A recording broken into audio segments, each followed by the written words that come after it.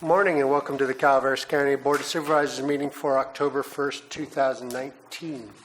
We'll begin with closed session. Item 1, conference with legal counsel, anticipated litigation, significant exposure to litigation, 2 cases, pursuant to Government Code Section 54956.9D2. Is there any public comment on this item? Seeing none.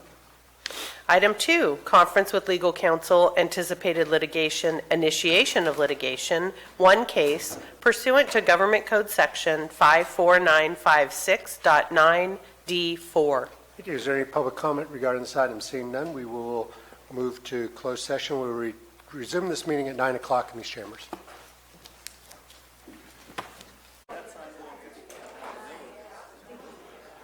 Good morning. Good morning, and welcome to the Calaveras County Board of if I could have your attention. Good morning. Welcome to the Calaveras County Board of Supervisors meeting for October 1st, 2019. If you are able, will you please rise for a Pledge of Allegiance? Madam Clerk, will you please read us the report?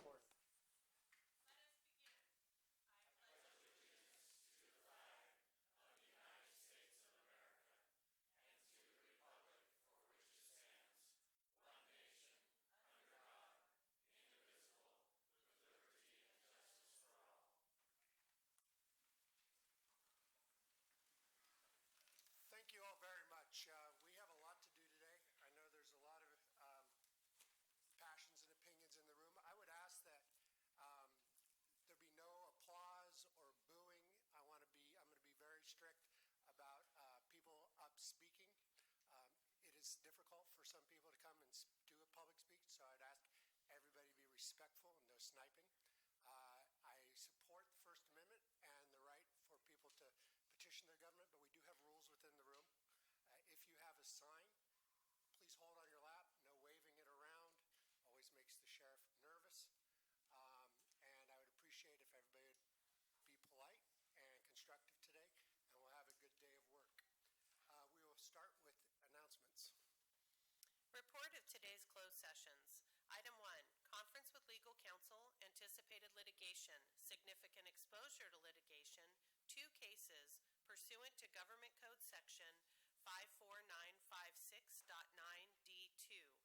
Case 1 was pulled. There was no action taken. Case 2 remains open. Item 2, conference with legal counsel, anticipated litigation, initiation of litigation, 1 case, pursuant to Government Code Section 54956.9D4. On a motion by Supervisor Callaway and a second by Supervisor Stopper, the board voted unanimously to direct County Counsel to file an appeal of Department of Industrial Relations Division of Occupational Safety and Health Inspection number 1386290. Thank you very much. Announcements. Are there any announcements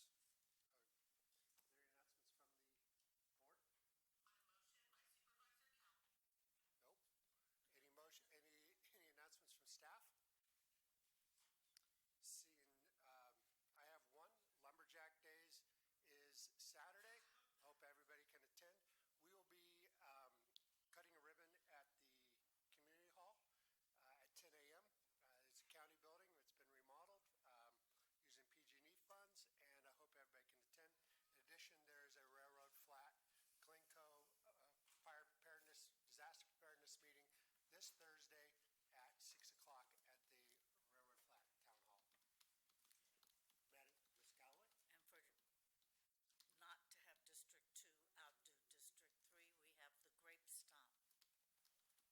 So anyone would like to come stomp grapes, you're more than welcome.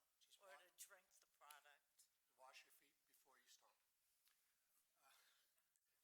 Very well. We'll move on to public comment.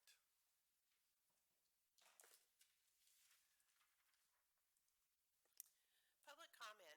Any item of interest to the public that is within the subject matter jurisdiction of the board and is not posted on the consent or regular agendas may be addressed during the public comment period. California law prohibits the board from taking action on any matter which is not posted on the agenda unless it is determined to be an public comment is completed before the 30-minute allotted time period, the board may immediately move to the next order of business. If public comment is not completed during the allotted time period, it will be continued as the last item of business in order to provide an opportunity for the remainder of comments to be heard. Thank you. It may be allotted 3 minutes. This is for items not on the agenda. We pretty much cover any topic under cannabis in the agenda, so I don't expect there to be too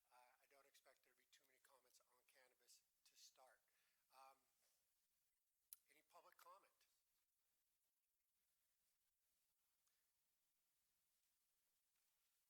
Also, we have overflow room next door. I want to make sure that people who are listening next door, if you want to make a comment, please come on over now. Good morning, board members. My name is Bernadette Cattaneo, and I'm the founder and CEO of the Lakes Treatment Center. I spend 7 days a week down at Lake Tulloch, and been there for about 20 years, so very familiar with all the problems that we have over there. I'm coming today to commend Supervisor Mills for all the work that he's doing down there. And then I know there will be some things coming up that I would like to bring to your attention. The biggest one for me is property rights issues that are going on at the lake, and specifically with regards to our docks. Our docks are part of a land use element, but they're not being treated so right now. The docks are currently permitted by Tridam, which I think is a travesty. They should be consistent with your land use ordinance. They should comply, everybody should have to comply with setbacks and things that you do when you're building a house. You're also losing money, tax dollars for property taxes, because they're not coming before you and getting taxed properly. So I just wanted to make you aware of that, and in the future I hope to be working with Supervisor Mills to get this corrected. Thank you. Thank you. Other public comment? Tricia.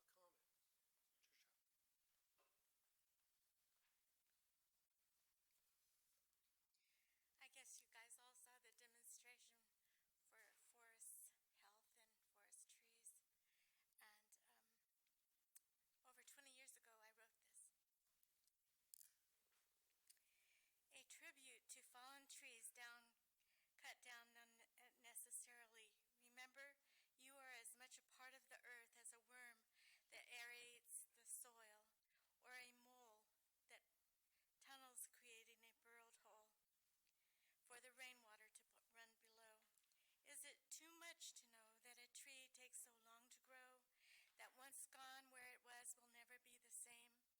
Its spreading canopy protects from the rain, or the green shade protects eyes that run from the sun. Have you ever wrapped your arms about a tree on a day so chilly? Have you felt the warmth of the bark beneath your cheek, as slick as glass, as soft as mink, and felt so big because you were so small? The tree, towering above all, was there so long before your birth, maybe still will be when you are gone, your spirit free. The very knowledge gives your heart a song. To cut it down would be all wrong. Limbs grabbing moisture in the night from the misty air to slowly drip again to earth. This secret kept, as morning light appears, the moisture disappears. But the air is so fair, something nowadays so rare. Was it necessary to hasten their demise, not to include even one in your planning tries? Leaving us all to stare at a fairyland now bare, replacing nature's natural fare with speedy, faded, leafy growth that doesn't dare compare. Other public comment? Seeing none, we will move on to the regular agenda.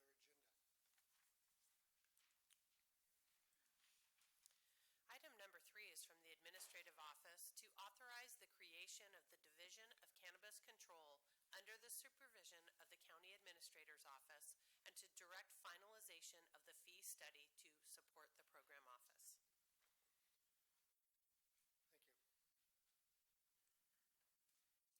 Mr. Alt, welcome.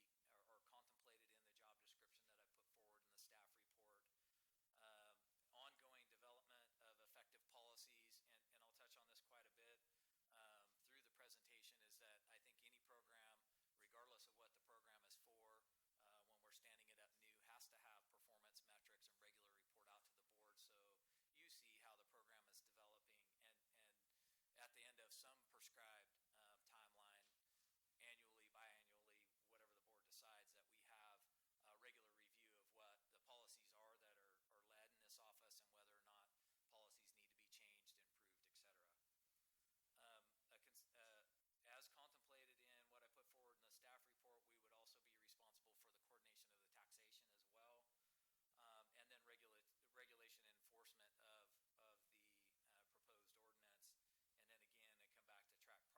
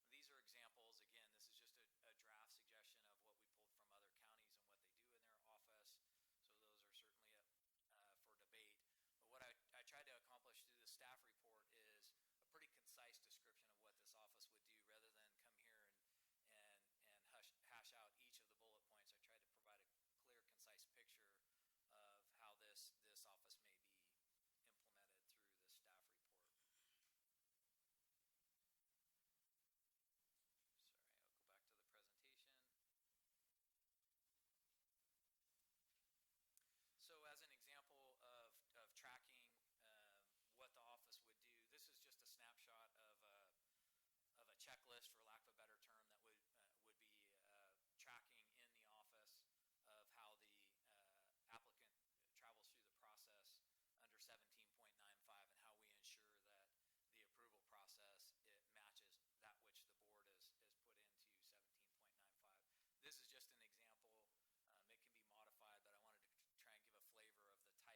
be modified, but I wanted to try and give a flavor of the type of documentation and process flow that we would develop in the office. I wish I could take credit for having developed this. Ethan has put a lot of work in assisting with some of these types of concepts. This is a form that he started to develop in relation to 17.95, just to make sure that as we go into the application process,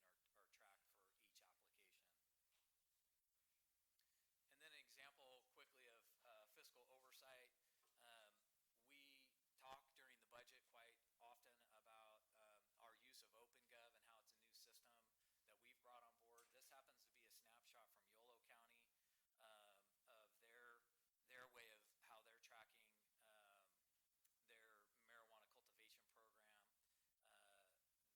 This is open to the public. You can click on this at any time and see the data on their program. It's similar to what I would envision for our program as well. Probably not as robust as I would like to see. A simple pie chart of expenses and revenue probably isn't as robust as I would suggest for our program, but this gives an example of what we would be able to show both to the board and to our public on the performance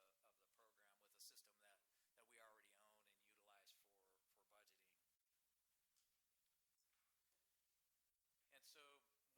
a system that we already own and utilize for budgeting. And so one of the key questions for any program office, particularly starting up a new program, would be how we support the program. But before I go into specifics of the fee study and what we did there, I want to make sure that I don't walk through what the program duties would be, or the program office duties would be, without giving the board an opportunity for questions again. So I'll pause there before I dive into how we got to the fiscal support for the office to see if there are any questions. Yes, I have one, and I'm probably going to keep repeating this till the cows come home. How many staff hours have been put into developing this part of the program to date? I wish I could answer that question specifically. There's time before I got here. I can tell you in this presentation and the fee study and the work group, I'd say there's... I would like to have somebody develop an accurate number so that we, the board, can understand the expense that has been put forward to this point. It's coming from somewhere. It's either from existing budgets, general fund, somewhere, but I think we need to understand what those costs are in developing this. Thank you. Any questions specific to the program office duties? All right, moving forward on how the program office would be supported, I want to discuss how I got to the fee study that will be presented to you here first. As the board is aware, and probably the public as well, under the urgency ordinance, or during that process, there was a fee study conducted by EPS that was completed in September of 2018. Obviously, it was for a different program than what we have defined under 17.95, but the methodology, having been developed by a company who does this regularly, I thought it prudent to be able to rely on their methodology, and in many cases, the staff time and discussion that they had with departments about enforcement and responsibilities under both a UO and a regulatory ordinance in some cases are similar. So I started with the methods that were developed in that fee study. If being new to doing fee studies, if you Google fee study, what you'll find is there's everything in the world, but there's no specific methodology. Every fee study, whether it's for cannabis or regulatory ordinance or building permits or anything else that you can find, is really up to the methodology is really up to either the company it's been outsourced to or however it's done internally. There's no real sound methodology where you can just pull the book off the shelf and see how to do a fee study. And because they're so varied, I thought it even that more important to stick with at least the framework that was done in the by EPS when they did the last fee study. After developing that, I took the initial review and the input to department heads meeting, and as I mentioned earlier, got their input on not just the creation of the program office, but what components need to be in the regulatory program and need to be supported by fees. And then ultimately we had a fee study work group. We had at least 3 meetings for about 2 hours each. That's some of what you're asking in terms of the time and effort that went into it. Depending on the day, there was anywhere from 8 to 10 department heads in each of the work groups. And then from the work group, I met with each of the different departments for any sort of follow-up that needed to be done. So all of that effort was ultimately encapsulated in the fee study that I'll show you here shortly. By the way, I might add that there are copies of the Excel spreadsheet that I'll bring up for the public and the presentation up here if anybody would like to look at those, but I'll obviously display them up here as well. So key recommendations that came from the department heads in their work group is that the fees associated with the regulatory program would support the program office and direct regulatory functions. That's a pretty obvious statement, but that was a concern of the work group. Strong fiscal oversight, and we'll see that as a theme that continues to perpetuate that there's an interest internally that we have strong fiscal oversight and transparency relative to the program. And then I've mentioned this several times as well, that the regulatory program and the related fee study should be evaluated regularly, as with any new program. And you've heard me say in previous presentations, coming from the world of education, it's important to be data-driven, and being a new program, I'd suggest that we review performance metrics of the program at least annually, if not more. So I'll give a highlight of the fees that throughout the course of the study that we've come up with. I'll show a comparison, and then I'll go into some detail and talk through some specific points. The proposed or draft fees for Calaveras County would include a cultivation permit of $12,561, an annual renewal fee relative to a cultivation permit of $2,606. Our background fee, I don't want to get into this too deep as we're going to talk about 9.22, but that fee would be $153, but there's a key point here. That's only for administrative fees. I'll touch on this in detail as we get into 9.22, but some of the other fees that would be borne by an individual getting a badge or a background would be live scan and other fees that would be paid directly to vendor, not to the county, so we wouldn't be exchanging money with them on parts of the background fee, thus the rate being what it is. And then an appeal fee, whether it's for background and or the initial cultivation fee permit, would be $947. How this compares to some of the other counties I've already mentioned, I tried to, as best I could, theme out not only duties that would be in a program office, but responsibilities of programs that have regulatory ordinances. And much like the fee studies, I found that there really is no right way to do this. The fees are all over the board, depending on which county you look at. Cultivation permits, my apologies, if you look at the third column over, cultivation permits range in price from $2,900 in Lake County to $15,700 in Yolo County. And then the renewals, very similar range there. We tend to be about in the middle of both on the cultivation permit and the renewal permit. And the appeal fees are a little bit harder to determine across all of those programs. Some have appeal fees, some have annual rates and charges that build depending on what your appeal is for. So it's really hard to arrive at a uniform rate across those counties that I examined. As you can see, I don't want to go into too much detail about 9.22 as I described, but in this case, we would be the one county for employees that would have a CBCB, and so we'll have a separate and distinct fee for that as well that we'll discuss later. So important to any fee study is the detail behind this and trying to explain the numbers that we have. There's a variety of assumptions that go into the fee study, and I know this is hard to see. Trying to reflect the whole page. I'll size this so that we can scan through it a little bit more, but I want to discuss some of the assumptions that are in the fee study because they're ultimately critical to what the number ended up being. Our assumption, I should say my assumption, I'll own this, is based on multiple discussions on the board. You can see I've highlighted one point here down to the bottom of the spreadsheet. There's been much discussion in public venues about the possibility of 190 permits. So I used that as a standard to start with and made a basic assumption, and it's just that in this regulatory program we'd have about 80%, or in this case specifically 80% of those that are eligible apply in the first year.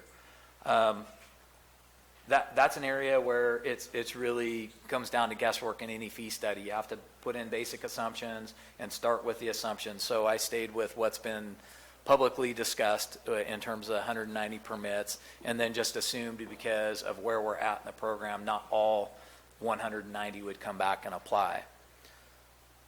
That's important because the number of staff that's in the fee study, and I'm going to go back out so you can see the entire page here.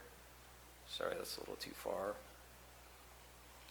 What you'll see here first is what I described as the program office in these two columns, or three rows and columns here.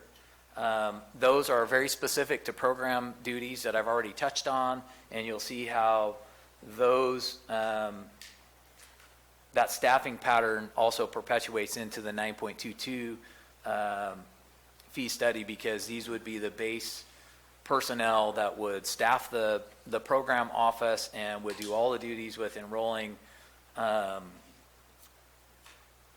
employers in the regulatory program, and then ultimately the employees and employers in the background program as well. The rest of the staffing is staffing that would be necessary for either enforcement and or permitting, and this is all based on not only the discussions that we had in the EPS fee study, but then in the work group and department head meetings to connect the staffing level necessary to 17.95 as it's currently proposed. So the EPS study worked from a FTE base, and so you'll see in here by sticking with the EPS methodology, we stayed based on FTE and how we would need to scale in based on the number of permits. So some of the other fee studies focus more on hourly effort that would go into a regulatory program or a permit. Others stick with the FTE based model. So I used FTE in this fee study, and then you'll see how I transition it in the background study to focus particularly on an hourly rate, so we can show you an hourly rate for the background badges. So in this case, it's the FTE multiplied by the salary of the position, which also then includes the a general cost for the health benefits and mandatory fringe, A87 overhead charge, and then a total cost for that particular position. And then ultimately the net cost is the total cost of the position multiplied by the FTE necessary to perform the regulatory program as I presented it. And so that methodology goes throughout all of these positions that you can see listed here, and then ultimately are rolled up into the total annual FTE cost of this, what our work represents, the staff necessary to have the regulatory program under 17.95. That's the personnel costs. You'll see there's also a line here for non-staff expenses. And so unfortunately, all of that wouldn't fit on one page. So we also have non-staff expenses. These are examples of what would be necessary for, in the case of the new program office. As an example, this is an office and employees that don't exist today. So, desk, chair, phone is what I refer to the care and feeding of an employee. These are the kinds of things that they need to be able to do their job if we start an office.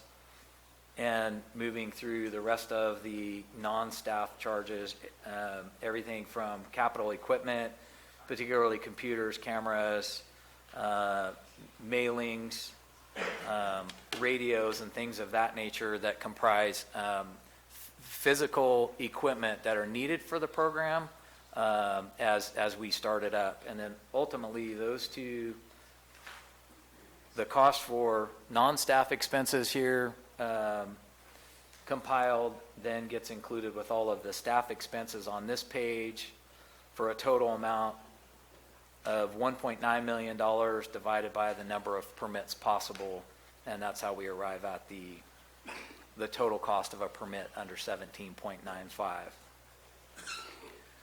At the end of the day, with the duties that have been outlined in the staff report, developing a regulatory an enforcement, permitting, and administration program under 17.95, department heads, the work group, and ultimately some of what other counties do influence the fee study, but this is our opinion on what it would take to have a regulatory program supported by fees directly related to 17.95. I won't go into 9.22. I keep saying that, but you'll see in a couple places where staffing is divided between 9.22 and other portions of the office. So where you see some FTE in the program administration, I ended up splitting them up between their duties of in the office and the regulatory program, and then ultimately split up across their duties in 9.22 and issuing the badges as well. I don't want to leave this in case there's questions on this, but that's the balance of what I have to speak to specific to the fee study. This is an Excel spreadsheet. It can be manipulated at the end of the day based on board direction on what we need to do to change to meet. If something changes in 17.95 throughout the discussion today, we'll rekey this fee study back to any changes that happen in 17.95 so that we know this fee study connects specifically to the regulatory program that the board may adopt. Thank you. Supervisor Mills, you have a question on the fee study? Yes, that's, I guess, going to be multifaceted here. This board was seated in January of 2019. The EPS study that was done in September of 2018, what was the purpose of that study? I honestly don't know the background of the study. I'm assuming, I can't speak eloquently to it, but that it was related to the urgency ordinance. But I see Megan probably can speak better to that. I can answer that question in that just to inform the board, the EPS fee study, as you know, never was finalized and it remains in administrative draft form. That study was conducted for purposes of analyzing the UO.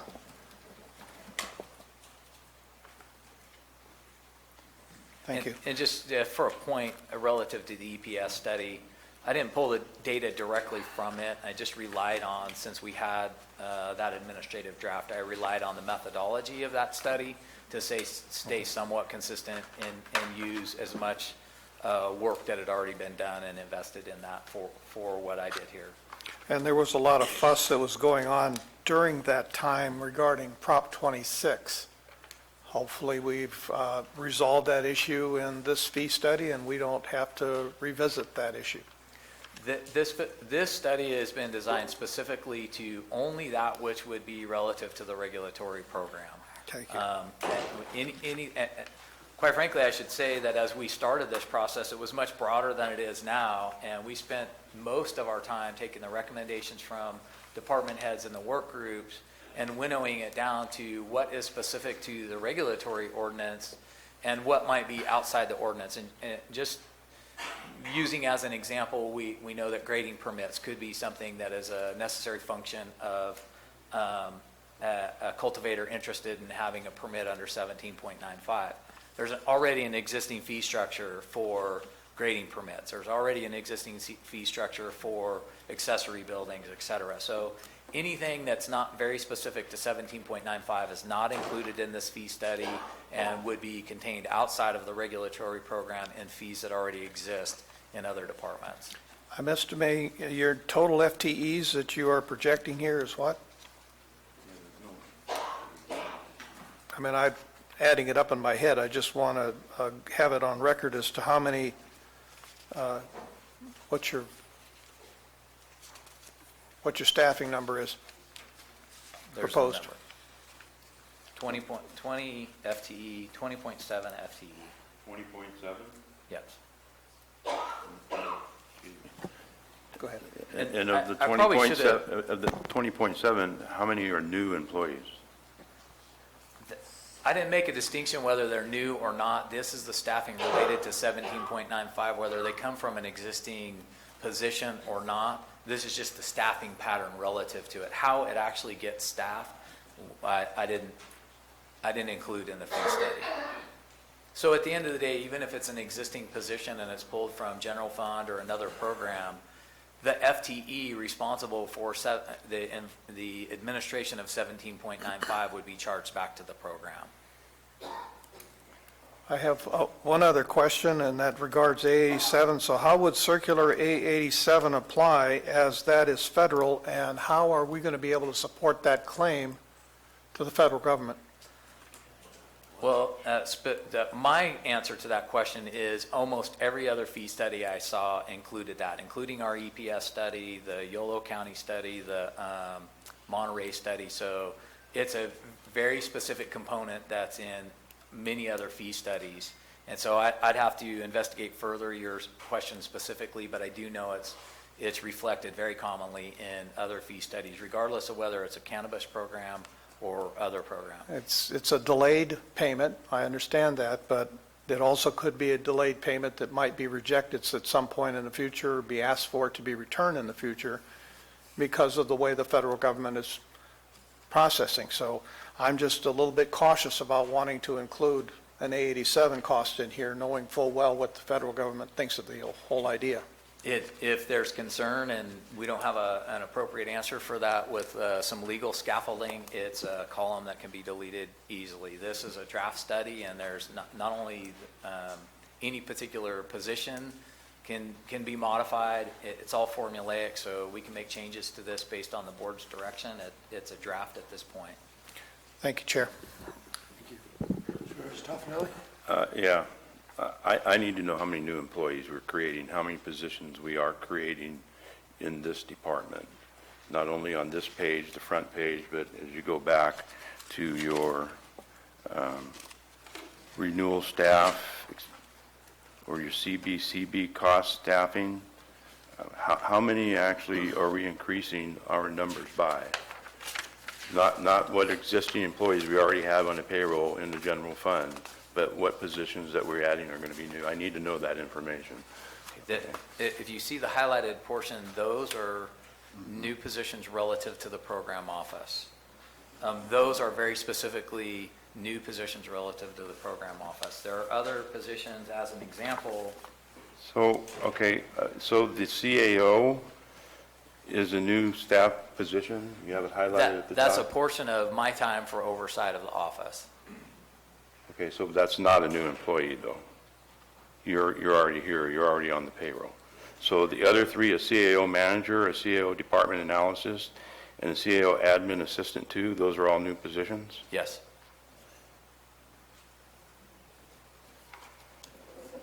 None of the other, the DCC-1, Council for Regulation and Civil Litigation, that's 1.0, so that would have to be a new position because if we would be taking out of county council's office full-time. That remains to be seen yet. There's some examples in here, and if you could give me a moment to answer the question, I'll give you some specific examples. Okay. Council, as an example, this may or may not be an existing position. Regardless of whether it is, if it's specific to the regulatory program, whether it's a person who lives here today or not, they would be charged back to 17.95, at least in this fee study. And code's a good example in this case as well. So we may have an attorney that's in that position now, but if they come over and they're in the regulatory program or doing work in the regulatory program, it gets charged back to the program.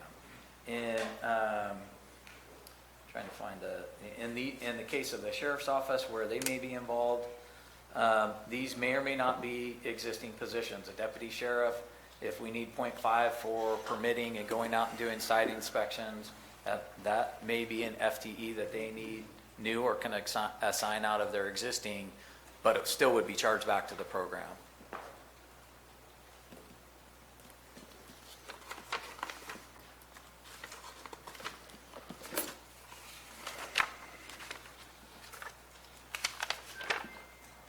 Excuse me, I have a couple of other questions. And so one more question you asked, as this flows through from the program office to the other fee studies, like the background fee, for example, these FTE also do those things in terms of, as mentioned in the staff report for the duties of the office, they'd have responsibility for the appeals and for 9.22 and processing the backgrounds. So that's not all new FTE per se. That's part of what's in this construct, but I split their time between the administration of 17.95 and the duties of 9.22 and the appeal process and the renewal process.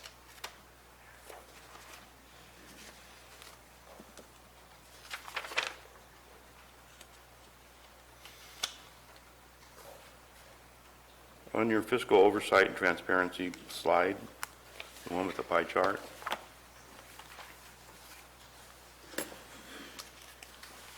that money that you're showing here, This isn't ours, as I mentioned in the presentation. This is Yolo County.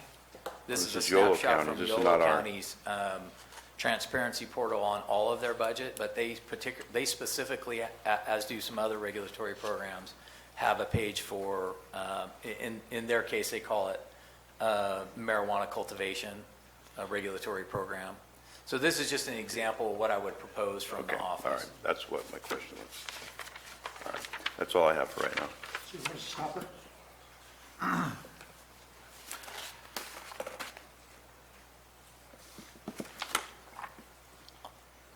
You know, everything's been addressed that I had questions for, so right now, I'm good with it mostly because of the financial analysis and tracking. It provides transparency. Possibly, Al, could you bring up the question that Supervisor Toffenelli just brought up, the Yolo County example? Sure. So if the board so decided to proceed with this, would you be able to put something up on the website like that so the public could possibly see what exactly is going on in the future, so that if they have any questions as we move forward, that this provides transparency to the public on exactly what type of costs are being incurred and so on?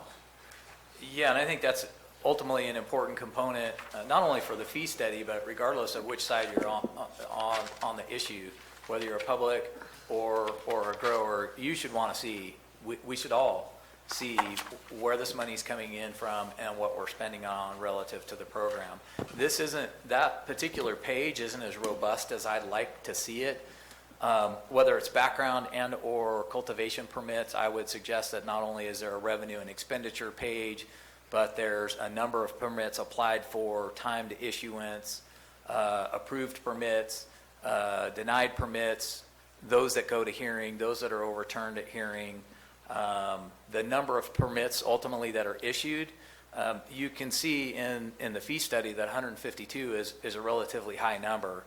Well, the way we tried to design, I'll say I'm responsible for the work, but as we flowed through the work group, what we were trying to design is a fee study that was scalable to that which had been in the public venue of 190 possible permits, and contemplating that not all of them would come forward, but anybody's guess is as good as mine. But in some of the staffing, we have extra hire so we can scale out to it. And the way I would envision it, and this is just mine, is that the first year we have quite a number of cultivation permits. We certainly aren't going to have any renewals in year one, so it's primarily going to be the first issuance of the permit, and then in year two we phase more into renewals and a few, that 20% of the balance of the 190 start flowing through in year 2 and 3. So the program office would, at least in my thinking, would scale up for the program and scale down as we get the permits and the renewals and those things flowed through, and that can all be tracked on OpenGov like Yolo County is doing. So an issue we had with the urgency ordinance when we did quite a few new hires was it lasted more than a year. At the point of those hires being more than a year, once we closed the program, we had to find a new place for them. And in this structure, you're providing for a scale up initially and then a scale down for in the future as the work regresses, because the total have been through the application process. On renewal process, the work is not incurred as much.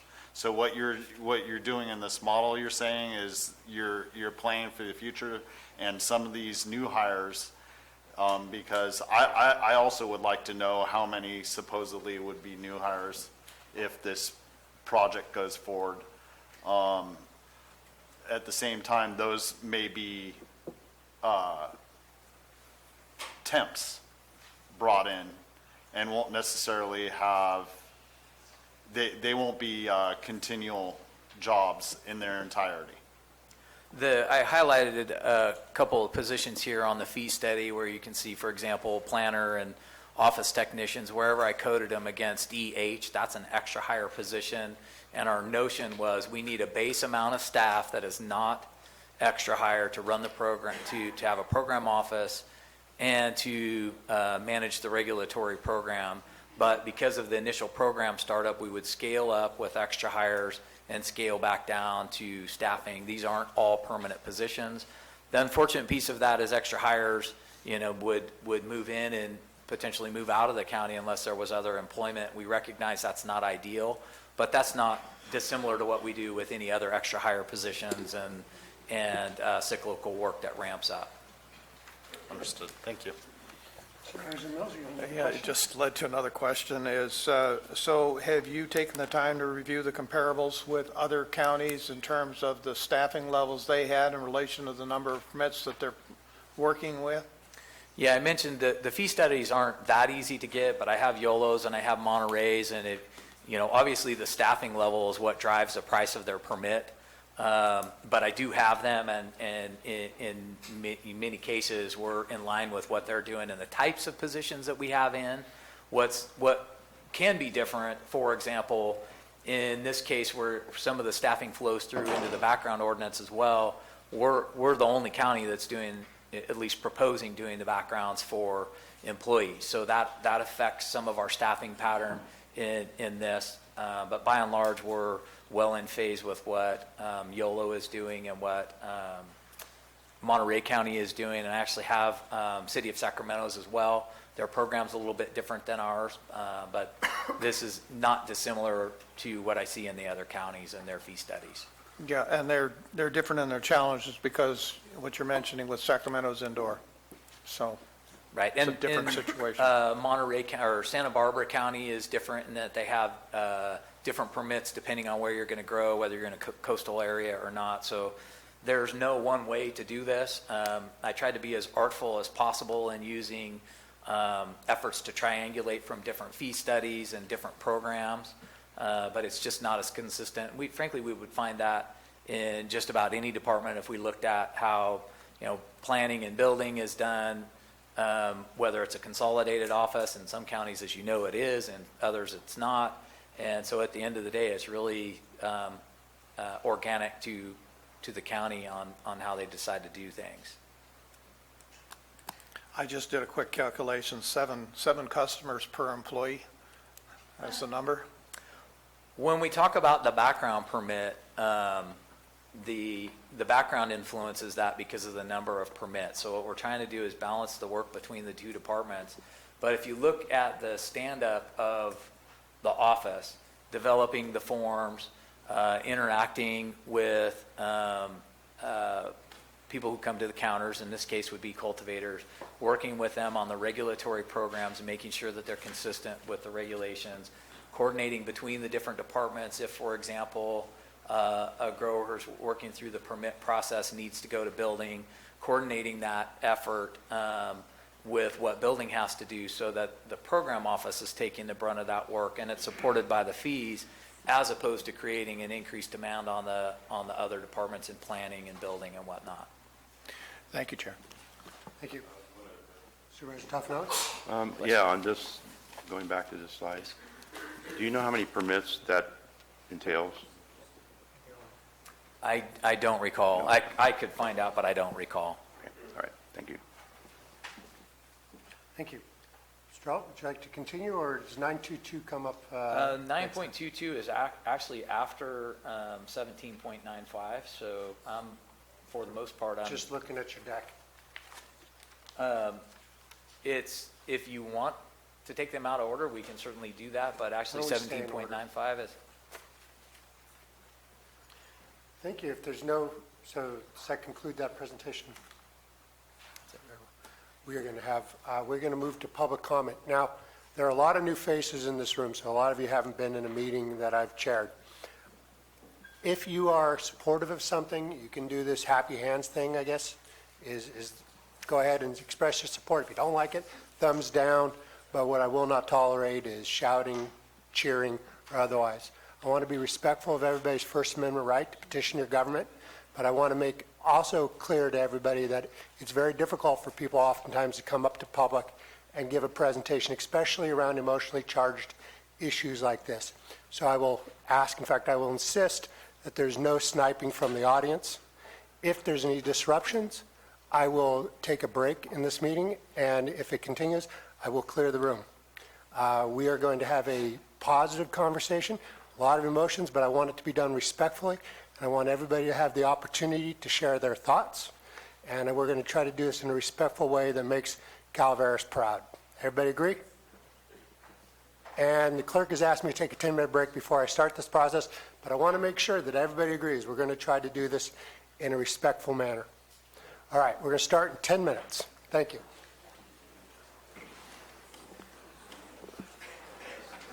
Chief back there at the door at a time if you would like to speak. That allows things to move a little faster. Everybody has 3 minutes.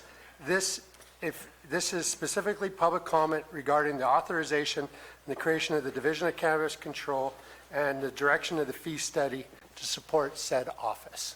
Sir, lead us off. Okay. And you will have for those of you who haven't been here before, there'll be a yellow light at 30 seconds, and then I'll cut you off when you get the red light at 3 minutes.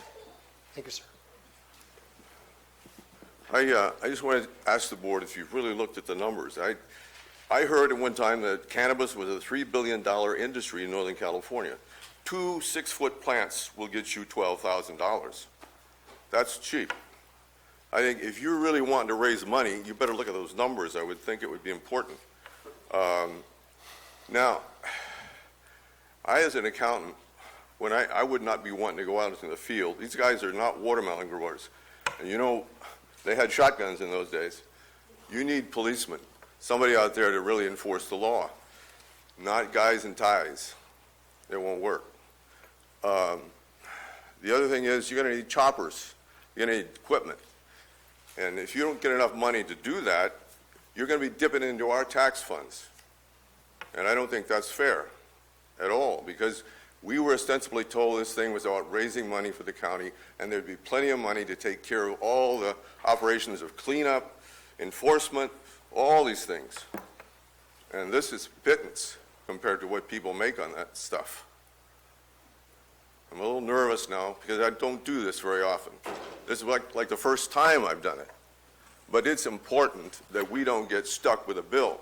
These folks have got pictures of where, after this last fiasco, where they supposedly cleaned up all the material, and it's still out there.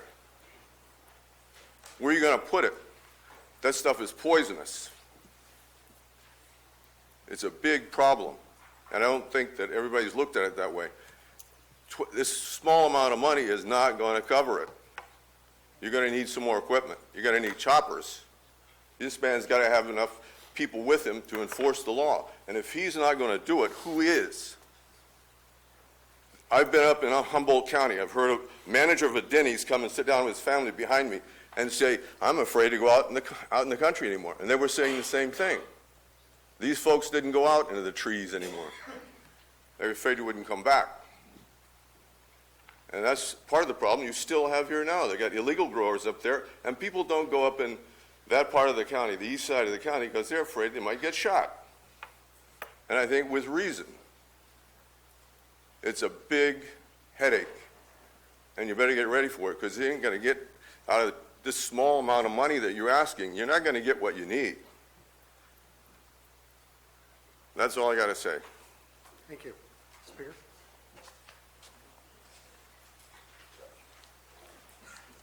Good morning. Do I have to identify myself? You're not required to. I will, Nice, though. you're not I'm required. my name is Steve DeFew. I'm from Angels Camp. I would like to ask you, Mr. Garamendi, to define this gentleman's name and his position, please. It's Mr. Al Alt, the county CAO. Okay. Well, a word that was used a lot today was transparency, and I found a lack of transparency in a lot of your answers and your proposals. I want to compliment Mr. Tofinelli to asking you how many new staff people would be hired. And you correct me if I'm wrong, but I think you answered him by saying 3. Is that correct? Sir, generally, Madam Clerk, can you pause? Address your comments to the board, and then if there's a rebuttal, okay. it'll be at the end. Well, But thank you. You could start your time. Mr. Tofinelli, can I address Mr. Tofinelli? You may address, but there's not a back and forth in public comment. Okay, so, in other words, I can't get an answer to that?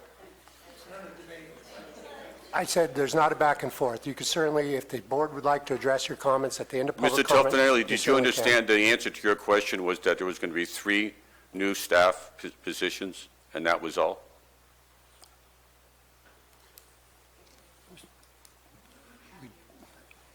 I'll address all these questions at the end if we so choose, so. Okay. I'll write your question And your question was supported by Mr. Stopper, too, so I thought those were important questions. And I didn't get a complete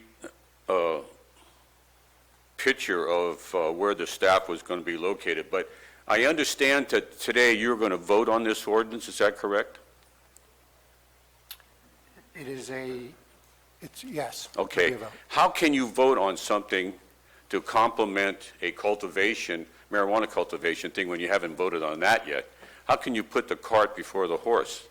Why would you need a program that you don't even have a marijuana program in place yet? I don't quite understand that. I know that's how sadly government seems to work, but why would you be voting on that before you even have a marijuana program? But I guess I'm not going to get an answer to that either. And then a word that was used a lot today was support. The word support, fees were going to support the physical part. There's 2 definitions of support, complete support or partial support. Are you talking, was the gentleman talking about that these fees were going to completely support this program or partially support it? And if it's partially, that means that money has to come from someplace else, like the first speaker just said. So, and then I'd like to go back to one of your first charts, the development of this program. Would you mind putting that chart back up? The development? Sir. Okay, the development of the program, the first thing was enforcement. And it just used the phrase enforcement, but no explanation of who is going to be responsible for enforcing this. And there were so many voids about explaining the responsibility of the Thank you definition. very much, sir. Thank you.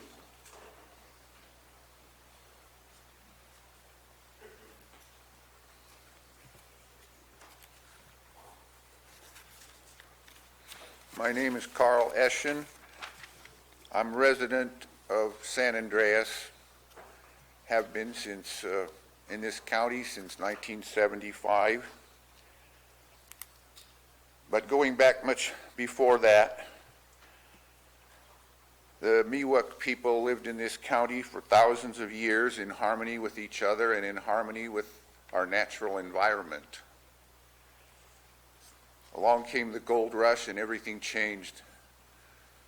The environment was seriously damaged, and the Miwok people and their culture almost disappeared. Seriously damaged. Not too many people seem to care. After that, people lived here working hard as ranchers, loggers, farmers. We had a stable and desirable place to live and work. When the gold rush happened, a lot of greedy, even desperate people came here, and most of them left. We've had another gold rush with the emergency ordinance. A lot of people came here, greedy and desperate, and most of them left. But they left a huge mess, just as the gold rush left a huge damaging mess.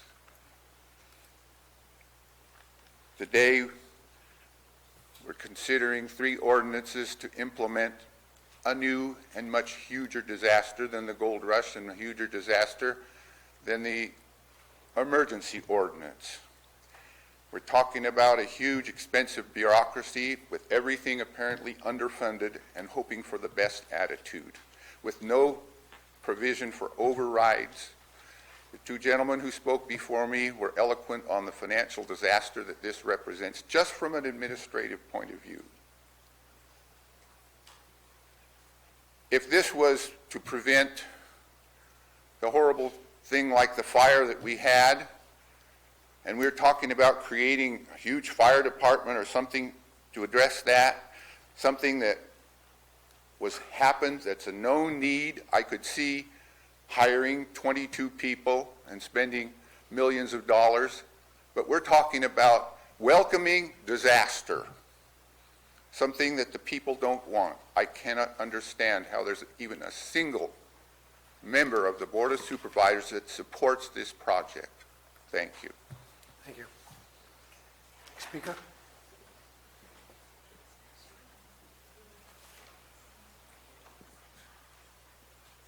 Good morning, Dina Morris, Copperopolis.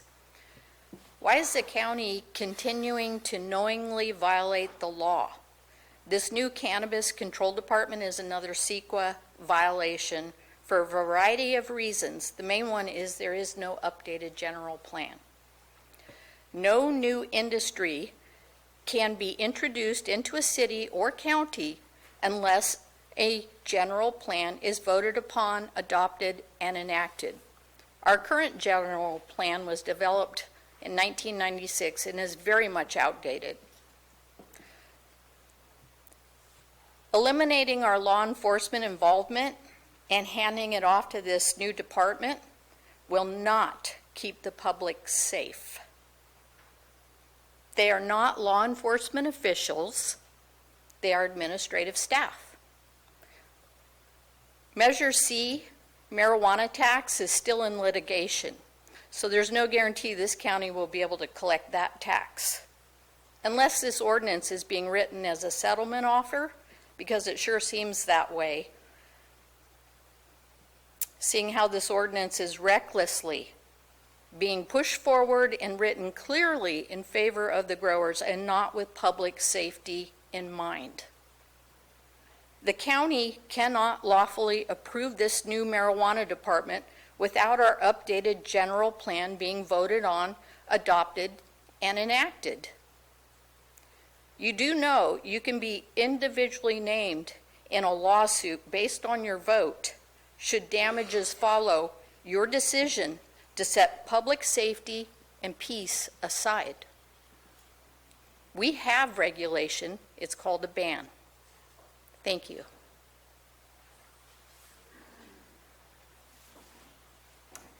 Next speaker, please.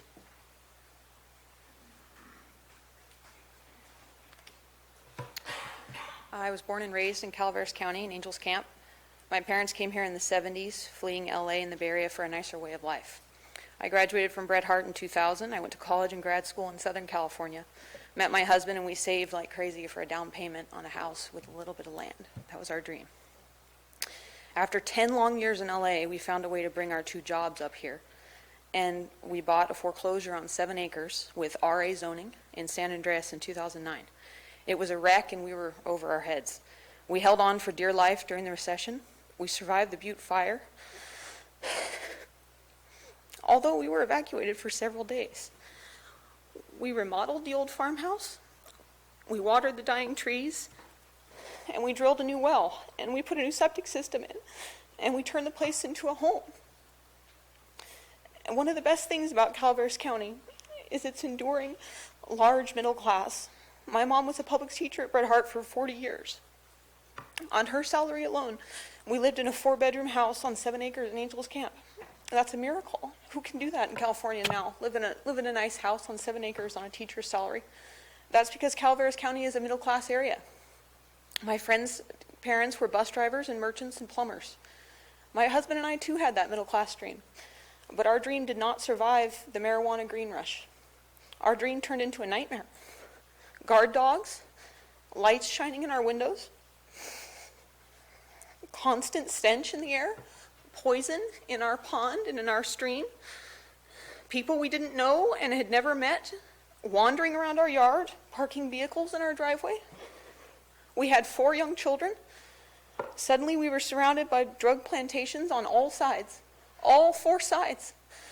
In RA zoning on a tiny little plot in the middle of town. This is not up in the mountains. It was the middle of town, 2 minutes from here on Highway 49. We had to get away from it. So we sold our home and we moved to Angels Camp. Angels Camp is much more expensive than San Andreas and really anywhere else in the county. And there's a reason that all the young families want to be there, because they can't have young children around this. It's clear that this green rush was great for government workers. It was great for tax collection and fee collection. And my mom was a public school teacher. I don't have anything against public workers, but let's call a spade a spade.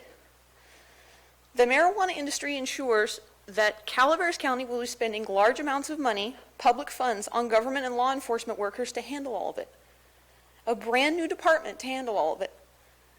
It's job security for government workers, and maybe even for politicians. And I don't blame them for supporting it. That's their interest. But let's not talk about it like it isn't against the interest of other people who live in this county. It isn't great for our way of life. Thank you very much, ma'am.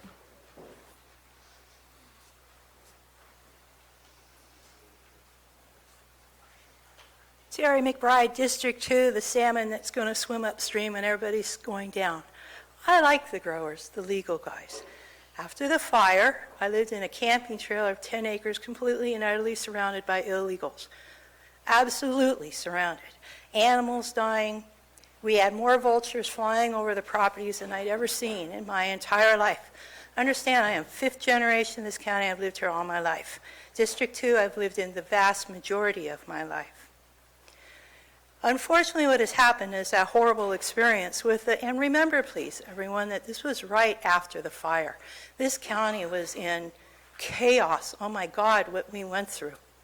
And so it wasn't handled correctly, allowing the growers have been here for quite a long time, legal ones. So it was poorly handled, and I had every right to be as angry as many of these people are, and I understand where they're coming from, because we went through it too. And I lived on that property myself and my daughter in a 410. That's about it. And I still stayed there and I didn't go away. Now, here's what I look at. One of the things I really like you got in there is the economy. These folks give to our economy. The illegals do not. They don't give a damn about this county. They don't give a damn about the neighbors. You're hearing stories and they're legitimate. But these are folks that give to their community. that want to be a part of our community. And this is an agricultural, rural county. It's agriculture. And the only reason marijuana got such a bad rap is because of the pharmaceutical industry that just had to make money where marijuana was taking it away, because it frankly is a healing plant. It has helped so many people. If done correctly, this will pull so many people out of the hole financially. It will help our economy. You're on the right track. It's been a hard road. And I know right now everybody's probably throwing darts at my back, but this is how I feel.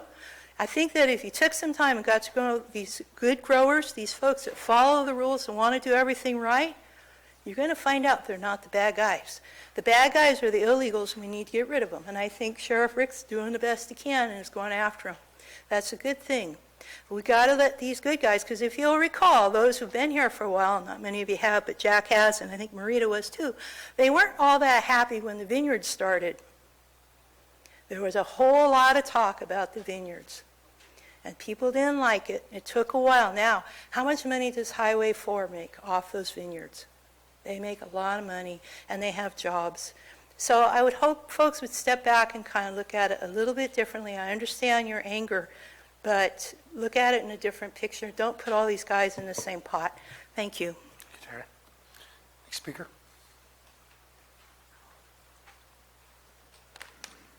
Good morning, ladies and gentlemen. My name's Dick Tanner, and I'm from Murphy's.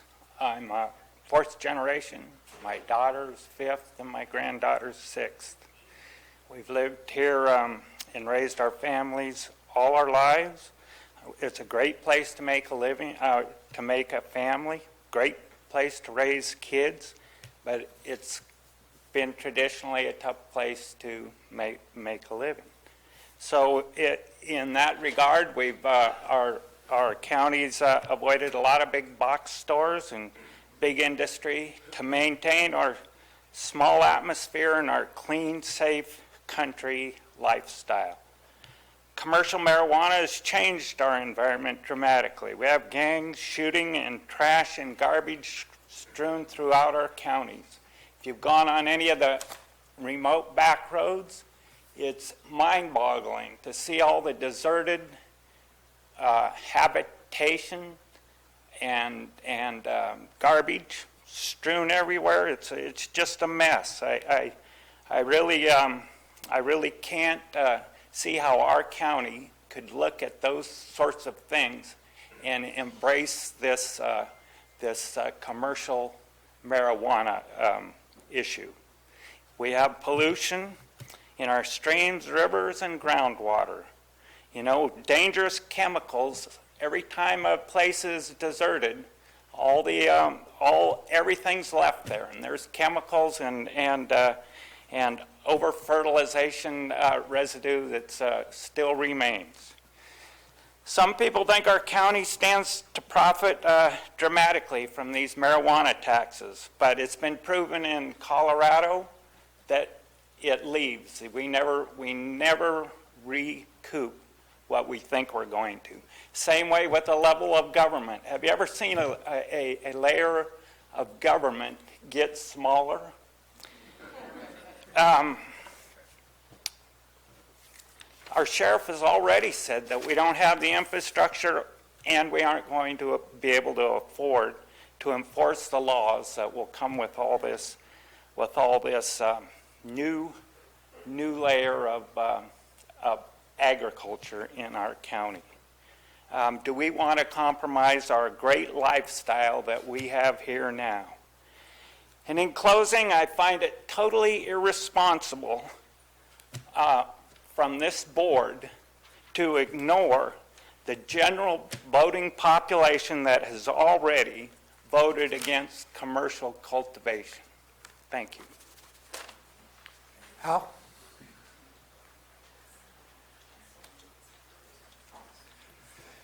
Good morning. Al Segala, Calaveras County Taxpayer Association.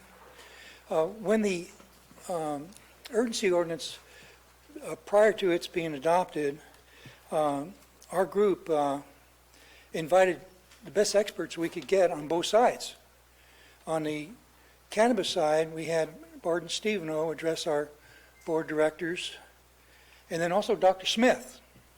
And we were able to get a pretty good grip as to what the nature of the new ordinance ought to be. And so I'd like to share that, which might be helpful. The first thing, I'd like to say that we got a great CAO. He's sharp, and no matter what is being done, it'll be done pretty efficiently. The most important thing in considering regulating the industry is to get feedback from that industry. Whoever thought of that?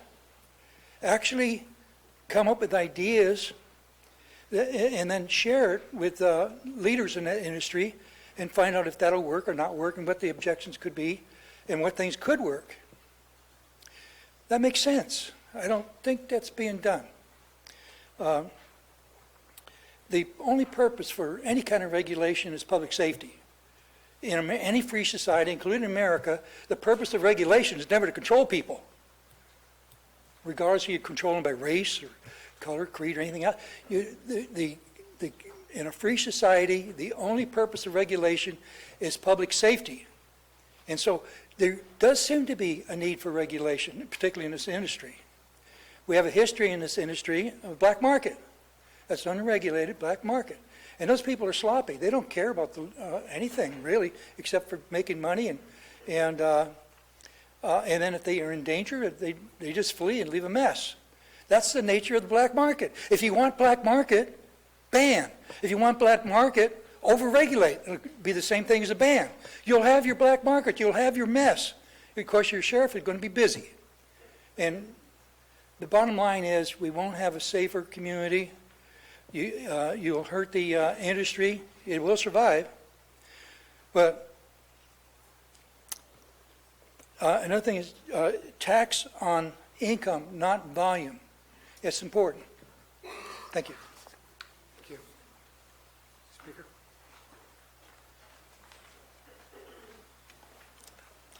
Morning, everybody. So I know that this isn't a back and forth between us, but I do have a question, and I'm hoping that you can answer if you don't mind. And the only reason this question comes up is because I've been to all the planning commission meetings and speaking with you guys. You've told us that we recognize there is a select few of us who have done everything completely right, been completely legal, have been in favor of the sheriff's department in the county. We've done everything right. However, we weren't allowed to continue because of timing. Like for me, for instance, I paid for my permit for the second time. 3 days later, the county went into a ban, so therefore I couldn't receive it. Are we still on the same page that those of us, if this continues for the 10 or 12 or however many Peter and I were discussing the other day, will we still be in that group of good people to proceed forward? That's relative to the next agenda item on the Okay, agenda. well, then I hope we are, because we are the families. If you're going to talk about that, you should hold that thought. Okay. With that being said then, first and foremost, Al, I know you came in, you're doing a great job. I know you were given a task to do pretty quickly, and I know it's a work in progress and these are rough drafts, but we're on the same page at least. One thing I would like to say besides the first one is the fees. We went from 5 to 7,500 and then to 12,500. I'm not trying to be mean, I'm not trying to throw any blows. I'm including myself because I'm in this room, but it doesn't matter which side you look at. Some of us are wearing the same suit from last week. Some of us are wearing the same underwear from 2 weeks ago. This is a county that really isn't the most prosperous at the moment. And what's going to happen is if you remove the mom and pop, if you remove the family aspect, if you remove the mom and dad and the kids who are just struggling to work their way through life and come up with fair wages and things like that, what's going to happen is you're going to open it up to the bigger corporations. What's going to happen, and I'm sure Sheriff Rick would probably even agree with me because he said it before, where there's a will, there's a way when it comes to crime. You're going to invite people like the cartels. And whether you believe me or not, they're going to do it legally because they're going to come in, they have the funds to pay for it, and they're going to come in and they're going to blow it up. And those are the exact people that everyone actually has a problem with. Those are the people that do litter. Those are the people that don't care about you guys. Those are the people that move on the minute they don't hear what they want to hear. We are the people that have stayed. We are the people that have continued to pay. We are the people that continue to invest into this county. And we are the people that do not have God's money behind us. We don't have plantations of this, that, and the other and say, you know what, screw it, go ahead, here's an extra $50K.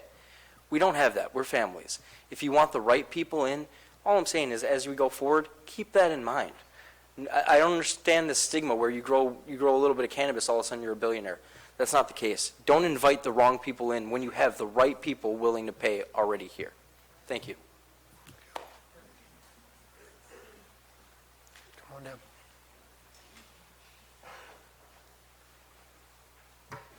Judy Robertson, Murphy's. I've been here for 4 years, and I just feel like it's important to be reminded of the children. And I'm going to review with the people that have not heard this before. I have given my life for 40 years as an elementary teacher. In that year, I graduated from UOP in '66. Now, the reason that's important is because that was the year that a kindergarten teacher had to have 5 years. After that, I was a master teacher, a BITSA teacher, a mentor teacher that had to go around to other schools to help other teachers. All this effort in our lives of the responsible people have been for the children. There are 45,000 people that are depending on your decision. I am again here for those that cannot speak up for their future. Their future. What I see here for the last 4 years is swatting at little gnats and swallowing gigantic camels. When this has all been said and done, what will your is that the bell? Oh, what will your life represent? What was your motive? Greed? Power? Being famous? What was your motive? Or being responsible and caring about others and truly representing us as a democracy?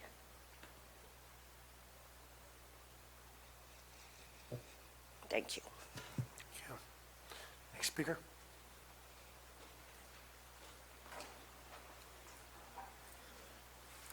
Hello, Board. I'm Will Moore from Valley Springs. I haven't smoked any pot in over 20 years, so I don't have a big stake in this discussion. But back around the turn of the century, 1900, alcohol was a big problem in this country. Public drunkenness, public brawling, drunken brawls, broken families, domestic violence. It was a national disgrace. So the Christian Women's Temperance League, liberally founded by Rockefeller money, managed to get a ban on alcohol passed into law. And these good women of the Temperance Union, with the best of intentions, created one of the biggest crime waves this country had ever had. The cure was worse than the disease. And you're faced with something like the same situation, except marijuana has never been the public disaster that alcohol was, but the ban was. So during Prohibition, there were speakeasies in every town, and there were a couple of million bootleggers employed in the business. So the situation you're dealing with here is you don't have the option to ban marijuana. You're going to have a marijuana industry whether you want it or not. You have had for the last 25 or 30 years. So your choice is to have a marijuana industry regulated or unregulated. And with the unregulated goes the black market and so forth. Thank you. Speaker.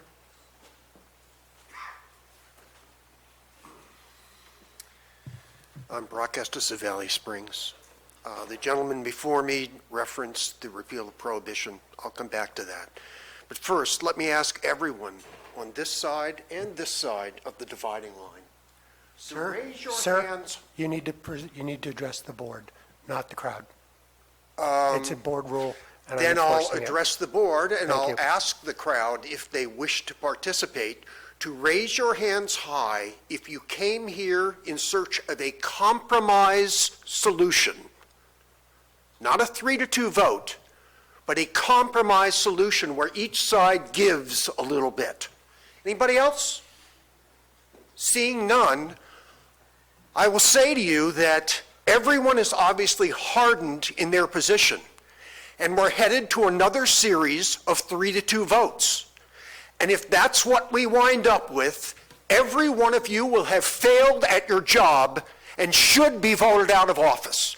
Because if you can't find a way, the three who are the majority this year, who were in the minority last year, if you can't find a way to bring your colleagues on board by making some concessions, by giving a little, then you have failed.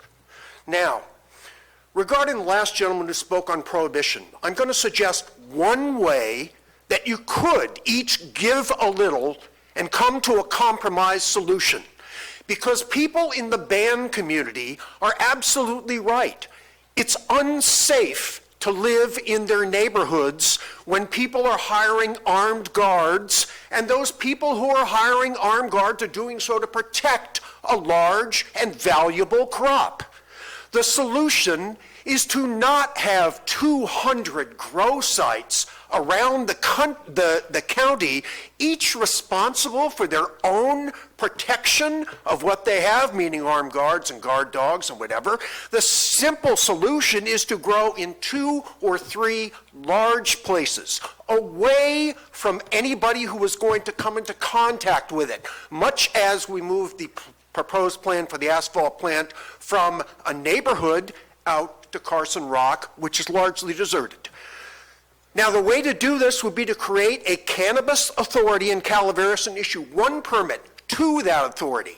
Hire the people, like the smaller gentleman who spoke here before, who want to work in the industry, initially as independent contractors, but to have everything run by the county, not 200 individual peoples, some who may cheat and some who may not. Now, the people on the band side will have to say, okay, we're going to have marijuana. The people on the grow side will have to say, okay, we can't get up and walk into our backyards to tend our patch. We got to commute like other people. That's the only way that I see, and it was done in Montgomery County, Maryland, after Prohibition. You can look it up. It still exists there today. Thank you very much, sir. Speaker?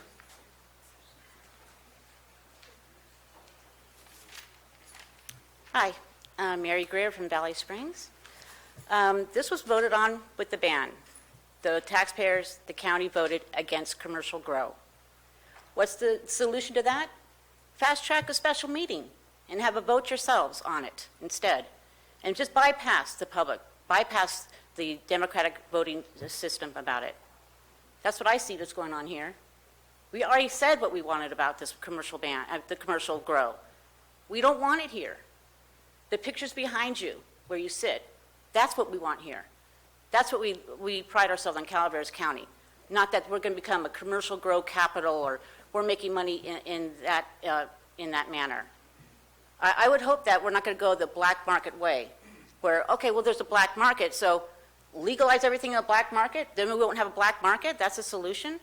There's a reason there's a black market, because people don't want it. If they can't pass it in a legitimate way, they do black market. They can't pass commercial grow in a legitimate way, call a special meeting, and just vote it in with a few supervisors. Thank you. Mr. Chair,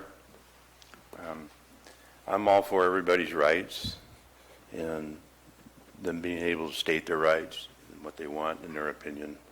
It's a little bit irritating for these signs to be waved in the background while I'm trying to pay attention to somebody that's speaking.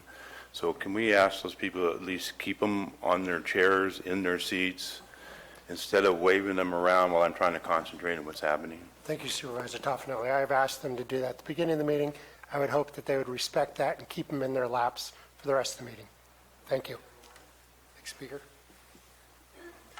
Sage Scott from Angels Camp. I don't know any of you. you come across as cowards for having this set up in this way on a Tuesday at 9 a.m. So I have to take several hours off work to come down here.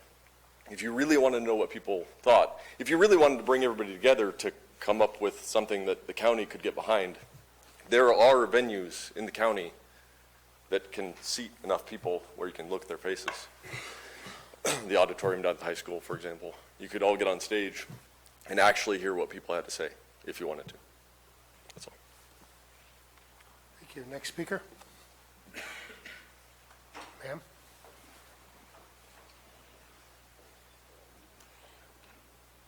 Good morning. My name is Brenda Hicks, and I'm from Copperopolis. It just isn't clear to me why you would want to bring commercial marijuana back to Calaveras County. I would truly like to hear from Marita as to why this is such a good idea. May I? Ma'am, it's not an exchange. It's not an exchange. Okay. I think one of the biggest concerns that I have is all of the litigation that's going to come about as a result of bringing marijuana back, commercial marijuana growing. I don't think any of us are against marijuana per se. It's the commercial growing that we all seem to be concerned about, and I'll speak for myself.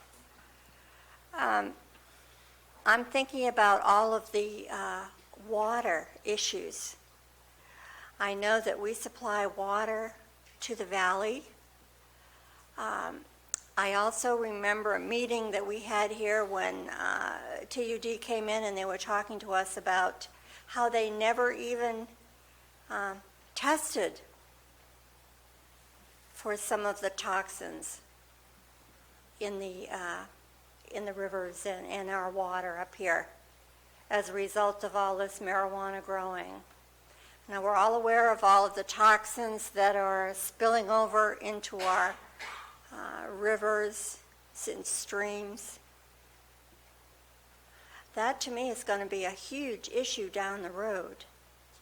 What about the police department? Are they going to be equipped to really monitor all of these grows? I don't think so. I don't think so. We're talking about a lot of manpower. And my family is full of police officers, and my hat goes out to them, and my heart goes out to them. They do a tremendous job up here, but I just don't see how they're ever going to be able to monitor it like it should be, and like we elected them to do. I mean, this whole thing it's just, I don't think it's been thought through, other than the fact that there's money. There seems to be dollar signs in everybody's mind here that's asking to bring this back. There's not going to be any money. Take a look at all these counties that have already had this issue presented to them and how much it's cost them. I mean, I look at Colorado and Humboldt County. Thank you very much, ma'am. Thank you very much. Next speaker.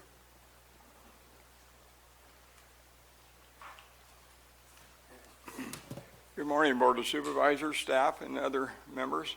My name is Mike Gonsman. I live in Wallace, California here, and I've been here for 30 years. One thing I'd like to correct right away is there seems to be an opinion that commercial or illegal growing of marijuana is something that's happened in just the last 2 or 3 decades. But as a horse person and living here as long as we have, I've got news for you. It's been going on a lot longer than that, probably close to 100 years. And this was done by cartels, or whatever you want to call them, it doesn't matter, illegally on top of mountains, big mountains. And we've come across them, and we faced the same problems then. People with guns shooting at us or near us to get us off their property. But roughly in March of 2016, the Board of Directors passed an urgency ordinance creating approximately 770 permitted grows established. However, within a short period of time, there was estimated that there was close to 2,000 grows at one time. So that's a pretty high percentage more than what we allowed to happen. So that should give you an idea. And I think that's what's happening now. Even though there's a ban right now, we're still having people coming in, repeated eradications of properties. And as long as it's legal, now even, like I said, it's not legal right now and it's still going on. Can you imagine what's going to happen when it becomes legal? Okay, so you guys say 190, 200 people are going to have grows. I'll bet it's 10 times more than that. How are you going to watch them all? Are you going to put an armed guard or a person, a tax collector on every property? Because you're going to need to. Right now, taxes are due. The last time I heard, we haven't collected just a small percentage of the taxes that are due right now. I don't think it's going to change, folks. And one of the most critical issues is the continued use and dumping of illegal chemicals on our environment. It has been estimated that currently it would cost close to $100 million to clean it up properly. I'm surprised East Bay Mud isn't all over this issue right now, and they may be soon. In fact, one of the things I think we as a county, and I'm concerned, I'm not just telling you guys that this is what I'm worried. We're living in a state right now, California, there is more class action lawsuits in this state than any other state in the union. California, you see them, you can't turn the TV on without seeing a half a dozen. I think we need to be very concerned about that. We're dumping a lot of stuff on our environment that's not legal. How long is it going to take to get into the groundwater? Thank you very much, Mr. Cousin. Thank you, and thank you, sir. Next speaker. When are you going to come on up? I'm Mayor Johnson from Valley Springs, and I'd like to start with a quote. "You've betrayed us. The eyes of the next generation are on you." Greta Thunberg speaking on the environment. But I'm saying that if you dump this crap in our community, it's just like the drug pushers that are pushing the opioids. It'll come back on you eventually, and I hope it's soon and swift. The thing is, you should be looking at the new studies, not the 1890 studies that's quoted or the 1950 studies that's quoted by the drug cartels. Those are crap, and they're old. The drugs now that are being pushed, the pot, it is up to 300 times more potent. It's been implicated in murders, but they've suppressed it in Colorado because they don't want to see it go on trial. They don't want another Twinkie defense, the pot brownie defense. But I'd like to know how many of the suicides of our young boys up here are pot related, because I can think of 3. And how many boys have to die because they're exposed to this crap? How many people are going to be exposed when the emergency ordinance was ended and the pot growers dumped their crap on the schoolyards? They dropped it up here in 2 different schoolyards. Do we have to put up with that crap? Do we have to put up with your garbage and your greed? Shame on you. Pot is linked to sociopathy. It's linked to lower IQs. It's linked to violence. And another quote, he says, "I don't know about gateway drug, but all of the men I've been in prison with that are on hard drugs have started with pot." Danny Trejo, he got out with a lot of help. Pot is bad. It's not cute. You know, if you want to have it as a medical thing that's supervised, that's not a joke, that's one thing. But growing it out here, my attorney told me to get a shotgun and sit on my porch. So is that what you want? This county and the surrounding counties are 3 or 4 of the 7 with the highest proportion of older people. This is generally retirement area. My new neighbors are people escaping from bad areas to raise their children, but a lot of them are old retired people. We don't want your crap. We don't want you. Thank you. And I'd like to see some statistics. Thank you, ma'am. Ma'am? About drug Ma'am? use and crime. I know Ma'am, that. your time is, if Well, you'd like to address. I got you 7 seconds. Please address the microphone then, ma'am. All right. When the emergency ordinance was in, Thank you. then we That's had a your time. higher crime rate, and That's we your time, had ma'am. record Ma'am, auto accidents. your time is up. Thank you. Next speaker.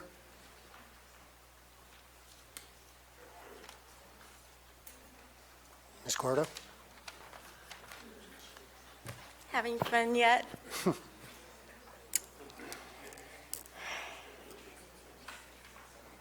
Recently, there were some Excuse me. trees. Ms. Gordo, if we could all be respectful of the speakers, please begin. Sorry. Recently, there was a demonstration for forest trees and to save the forest. And basically, you have a weed that is competing with the same land that needled trees grow on. A 100-foot needled tree gives off 6,000 pounds of oxygen per year, and it takes in 8,000 pounds of carbon dioxide. And if anyone listens to the news, it's all about getting us to quit driving here and no more machinery, blah, blah, blah, blah, blah. And it's just too much to contemplate planting trillions of trees, but that's what our world needs. Oshawa, in their document for policing marijuana growing, one of the things in it is armed robbery, insurance for armed robbery. And of course, we don't know anything about that because, there's a medical crop a couple of years ago, and 3 people were shot by the owner because they were trying to steal his pot. And so it goes on, and the pot growers have cut down trees so they can grow weeds. And what has the county done about it? Nothing.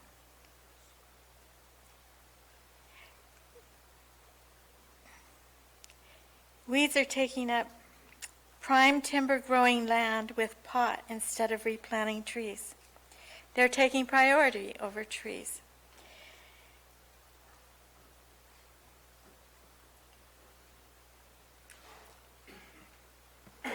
And I can't believe that we would be spending over $1 million on a new department when our budget is so hard to balance. Thank you. Speaker?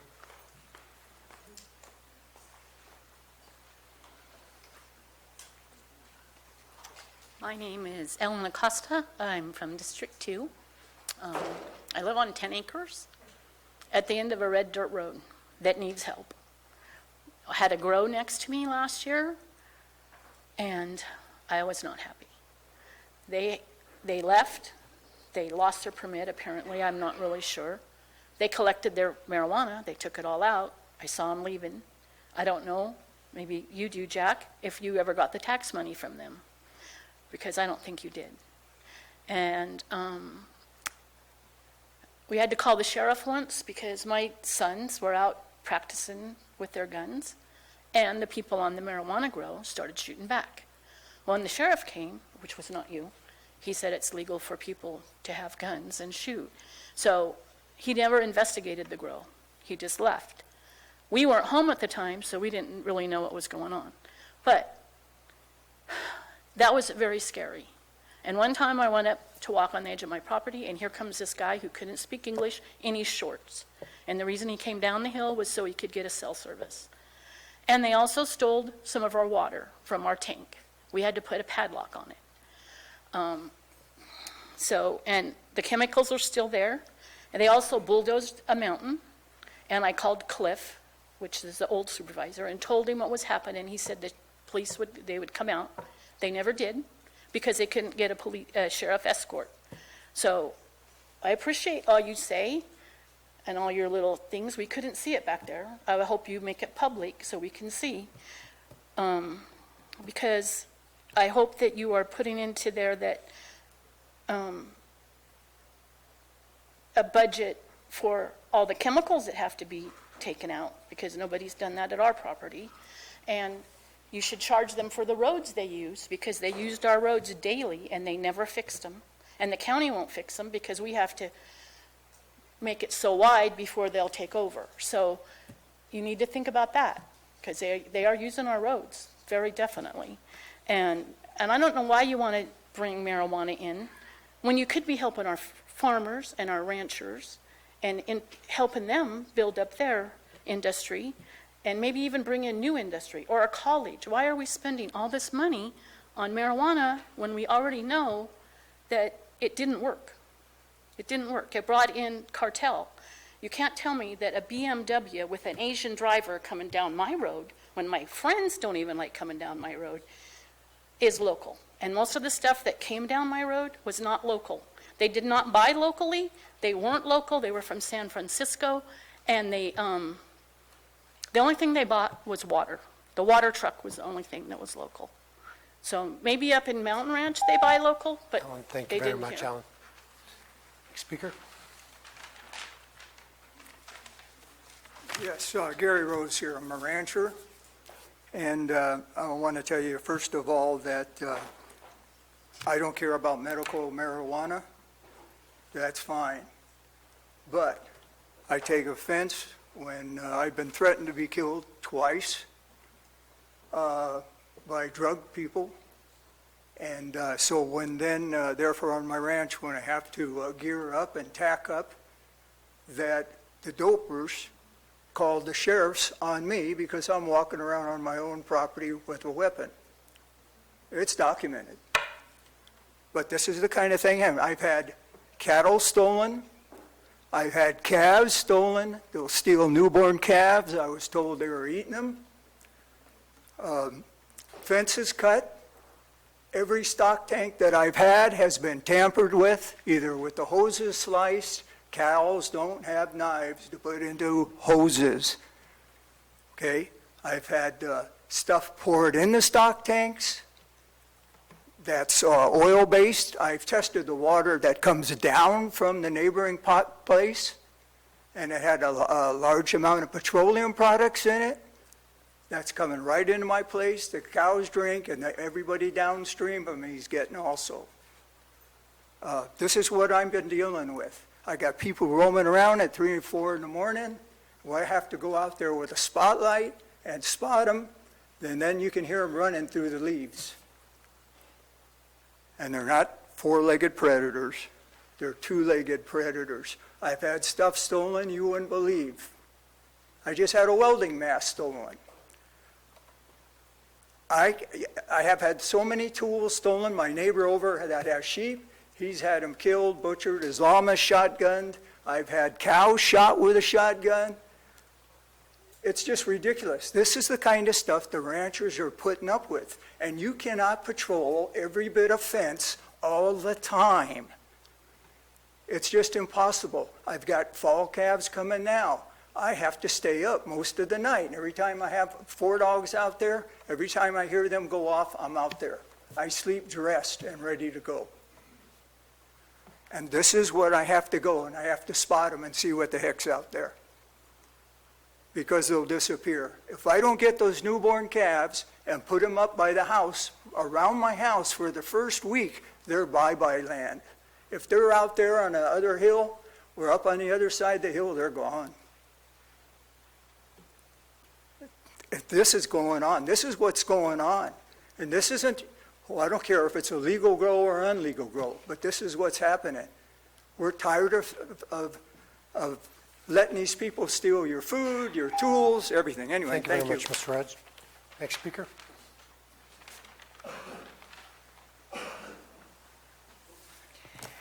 Good afternoon, Board of Supervisors. I've given you all a binder to look at. It's a lot of information, mostly regarding mental health issues that come from using marijuana, be it legal or not. The potency is now about 10 times more than it was back in the day. And if you want to use medical marijuana, what's really the effective part of it is the CBD portion of it, not the THC, which comes in what's grown.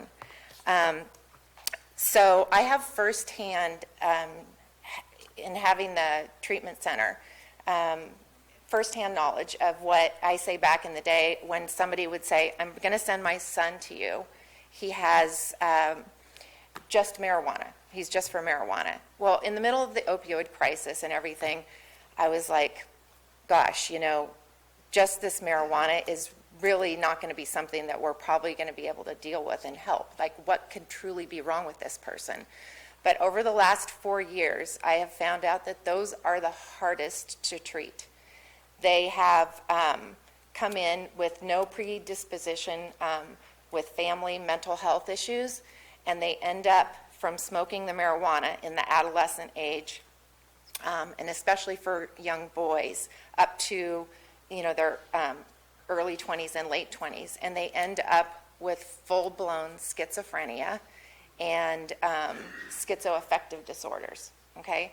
These are also the people that I think that the demographic, you'll see, is that they will be, if you looked at all the mass shootings that are coming, it's from mental health. And if you were to take, which I know we don't get the information, but if you were going to get a toxicology from all these mass shootings from these young men, I guarantee you there's going to be THC in most of them, okay? So I respect all of you. You almost have a thankless job. But what our community is looking at is they're looking at you, and if you approve the cultivation, you're saying, this is kind of okay. It's not okay, because there's a trickle-down effect, and this gets to our children. This is going to get to everybody's children and grandchildren. I have 6 grandchildren in this county, and I am concerned for what is going to happen. You're approving all of this is going to benefit a few with the effect to everybody. There's thousands of people that it will affect. We're also at the edge of the county. We have no law enforcement to speak of. It's going to take it all away from us. So please look at everything. Thank you. Thank you. Next speaker, sir.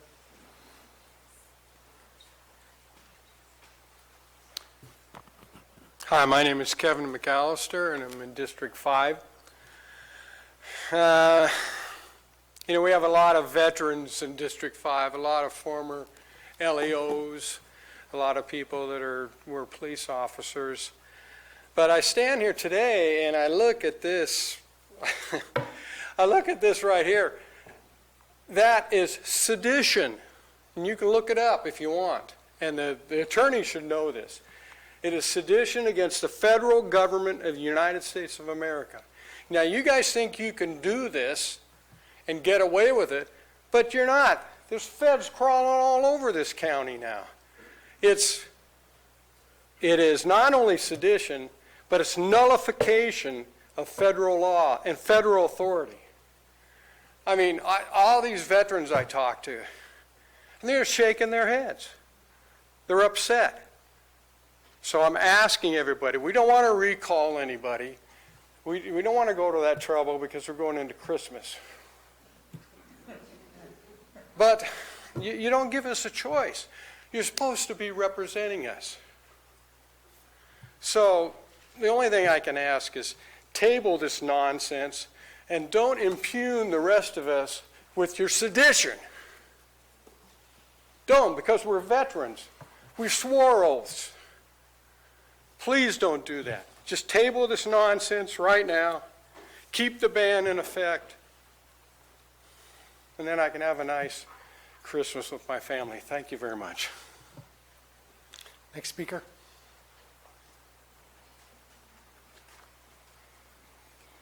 I'm Gordon Walker from District 5, and I've seen your studies of Monterey County, Humboldt County, the one down south down there, Santa Cruz County, and I actually grew up down there.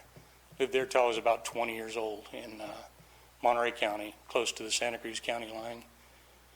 And now, it was a great place to live, Monterey County. If you went to Pebble Beach or Carmel or something, very nice place. You go down there now to Salinas, the county seat, you don't get out of your car at night, most anywhere in Monterey County. Santa Cruz County is the same thing. Take your kids, grandkids down the beach and boardwalk. Look like the Walking Dead down there. And it's all for drugs, and legalizing these drugs doesn't help a thing. But let me talk about locally here. When the grow was legal down in Valley Springs, you had more trimmers down at Marvell Market. That was Dispatch Central. They were down there harassing people. They were down there. Burger King had to take their outside chairs out. They harassed everybody in the parking lot. There was a big hobo camp about a mile out of town. And funny, it all disappeared when the ban happened. Are we looking for that again? If we're going to have that again, if we're going to make things legal, let's get ready with a great big homeless shelter, because that's what we're going to need.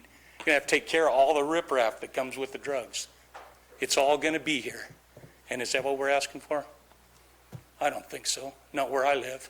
Maybe up here, I don't know. Maybe somebody wants it in their backyard, but I don't think so. Oh, and let me just say, the signs in the back row, they aren't impeding anybody's view. The only people that can see it are you. You get paid to take a little bit of abuse, and if you can't take it, maybe that's not the job for you. Next speaker. Ho! Morning again. Happy hands only. I know, it's a new thing, but this is what we're all doing. Hi, good morning. Ann Hill from District 2. I was watching the presentation, as most everyone was, and I took notes. This strong fiscal oversight monitoring, there's nothing that shows what that's going to be. The state and federal agencies, hey, you lift the ban, and there won't be a single Fed here. They will not come, they will not help us. And right now, with the ban in place, we can have the DEA, the sheriff, and planning people can go to a property and take care of business. You take that ban away, it goes away, and it's all on you, every one of you. And you better get that through your heads. And so all this, it does need to go away. Just keep the ban in place. And in your speaking in circles, your regulatory stuff, your strong fiscal oversight, what the heck is that? That you're not saying anything. We're going to have a strong fiscal oversight. Well, what is that? Does that mean you're going to have 10 sheriff and deputies go into a property that is needed for these people that have gotten up and said that they're having problems with gun people and everyone else? Hey, how about this paying for the staff? That was a joke. We all know that that isn't even close to the amount of monies that we're going to need in this county. And we don't have money in this county. I can tell you that by paying attention. So where's this money going to appear from? It's not going to be from taxation from this wonderful pot stuff. That's not going to happen. With the ban, the sheriff department, they can take care of business. And if you lift the ban, there's not going to be anybody here to take care of the people that live here and want to be here. Thank you. Thank you, Ms. Hill. Next speaker. Hi, my name's Rich Smith, and I came up here 18 years ago to build my dream home, my shop, and my rental house. Actually, the rental house was planned to pay my property taxes and my insurance, which is getting pretty tough. And I can't believe that you people have spent so much time on this pot thing when we have other issues in this county. All this money, my tax money, went for all this smoke and mirrors that you put together to try to cram down our throat that we're going to continue to pay for. It's ridiculous. I don't get it. You want to do, if you do this pot thing, you want to do like 150 plus permits? Hayward has like maybe 15. Why so many? This gentleman back here in that hat made the most sense. When you travel around in the beer industry, you can go to Ohio, there's a plant. We don't need all these pot houses all spread out all over our county. That's nuts. You're not going to make a bunch of money from that. My brother has a shop in Hayward, and out of all of the buildings that are being sold to pot growers, one has a permit. One has a permit in 20. The rest of them are illegal. I just don't get it. Like I say, this is all smoke and mirrors, wasting our money. All these people are here appealing to you. What's wrong? I'm just, I don't know what else to say. I can move. I mean, at this point, that's going through my head. I can afford to move and take a loss. I don't want to, but the way I see it anymore, I just got to get the hell out of here. So I hope you will come to your senses and do something else and start thinking about other issues here. Please. Thank you. Next speaker.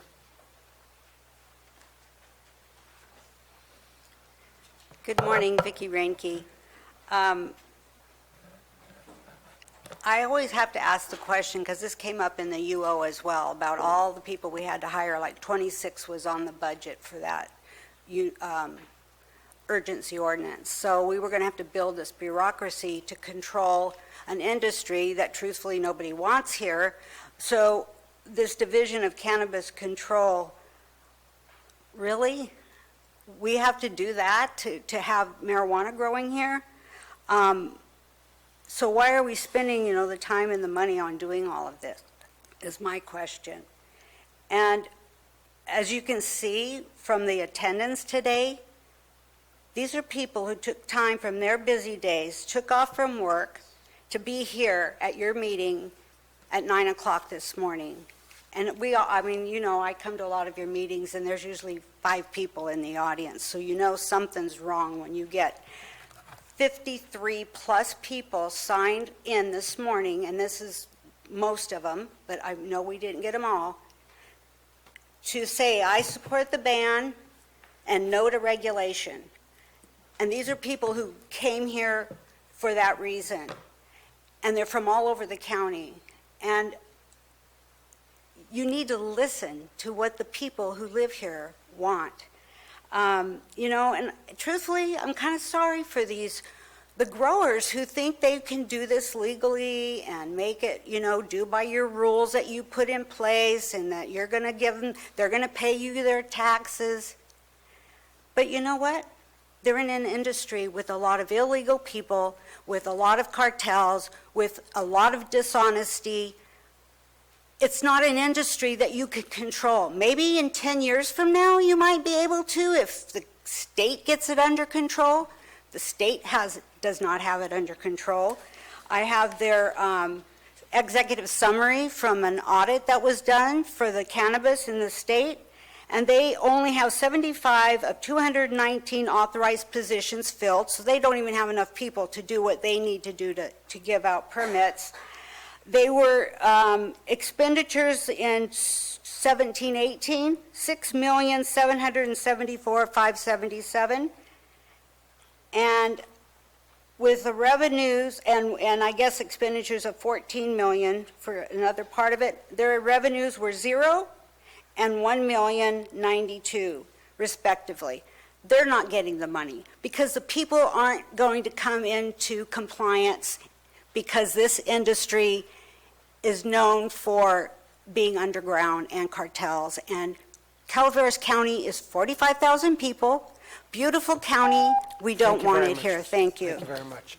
Next speaker.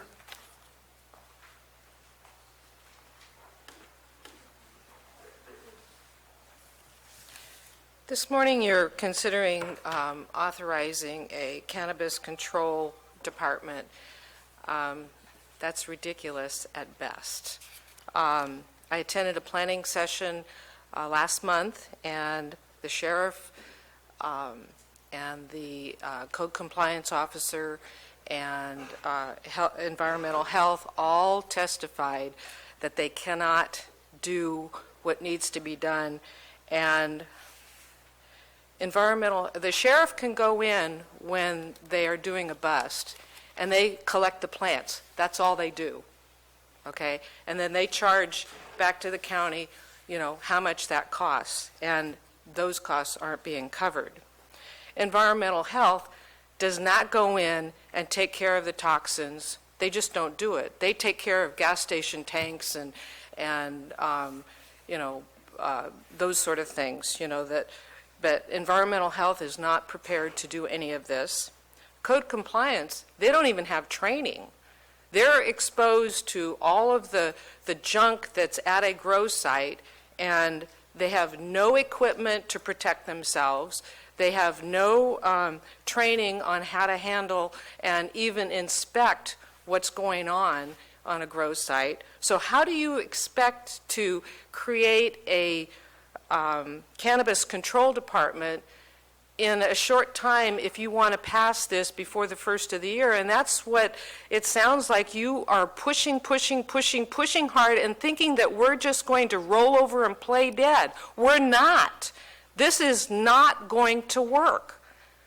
And all of the money is going to be concentrated at the top for all of the people that control that set policy and stuff like that. The sheriff cannot get qualified workers because we can't pay them enough. Do you think you're going to get qualified workers on a cannabis control committee to take care of the problems that are going to be happening, that are happening already? That's like pie in the sky. That's like a fairy tale. So pay attention to the cost. Some of the questions that were asked this morning, you did not have answers for them. And you're supposed to have answers. You're supposed to be prepared, but you weren't. Granted, you would have to... If you could address the board, it'd be appreciated. I'm sorry. It's okay. But the CAO would have to work 24/7 for years and years and years to get a handle on any of this. This isn't going to happen overnight. And the urgency ordinance is just going to happen all over again, and only worse because... Thank you very much. Sir? Hello. Hi, everybody. Thank you. You're all doing a great job, and I'm extremely nervous, so you have to excuse me. And I just wanted to say I didn't bring my BMW today, but his favorite car is Mercedes. All these landowners around here, it's all very generational land. It was all handed down to most people around here. It may be handed down to me. My family owns 1,000 acres. My grandfather asks me how we can do more to make money because he's struggling. He's 88 years old and he can't, run the ranch very good anymore. So, sorry, my voice. It's just I'm nervous. I just want to also, a lot of these stories up here are of illegal grows, people that don't care, don't give a crap, whatever you want to say. We care. Our property was so clean, it'd blow your mind. Even the inspector said so. My dad went to high school here. His dad went to high school here. His dad went to high school here. Been here for generations. But the last generation all got screwed up from heroin. I remember seeing burnt foil when I was a kid all over the place. And my dad passed away from that stuff in this county. It hasn't gone away. It's still here. Pot actually helps these heroin addicts. Also, signing up now would be pretty difficult for us. It is a pretty steep task you're asking. as far as remediation on our property and having to move most likely. And also all that Measure C money was promised back, so everyone keeps bringing up Measure C, Measure C. I would have never paid it if it wasn't promised back. You kidding me? Thank you. Thank you very much. You guys got to flip a coin or something. One of you's got to come on up. Terry Henderson, Valley Springs, California. I'd like to address you and remind you that we are America. We have federal laws, and all these little local laws seem to come in and want to make laws and overstep the bounds on the federal government. And the state of California is doing a tremendous job of overstepping the federal government with all their lawsuits. I don't really believe that lifting the ban is the right thing for Calaveras County. I've lived here since birth, and I've seen a lot of changes in our county. I've seen a lot of growth. I've seen a lot of people move in. Valley Springs was like 500 people back in the day. What this county really needs is some industry. They need some kind of manufacturing jobs, something that can be done to have good paying jobs for the people who grow up here and want to stay in the area. Because like some have said, it's become more of a retirement area. We have a lot of youth. I don't think marijuana is a very good thing to glamorize and make, show people, to the young people that, oh, it's okay, it's legal now, it's okay. It's not okay. So anyway, I just wanted to voice my opinion. Thank you. Thank you for listening. Mr. McManus?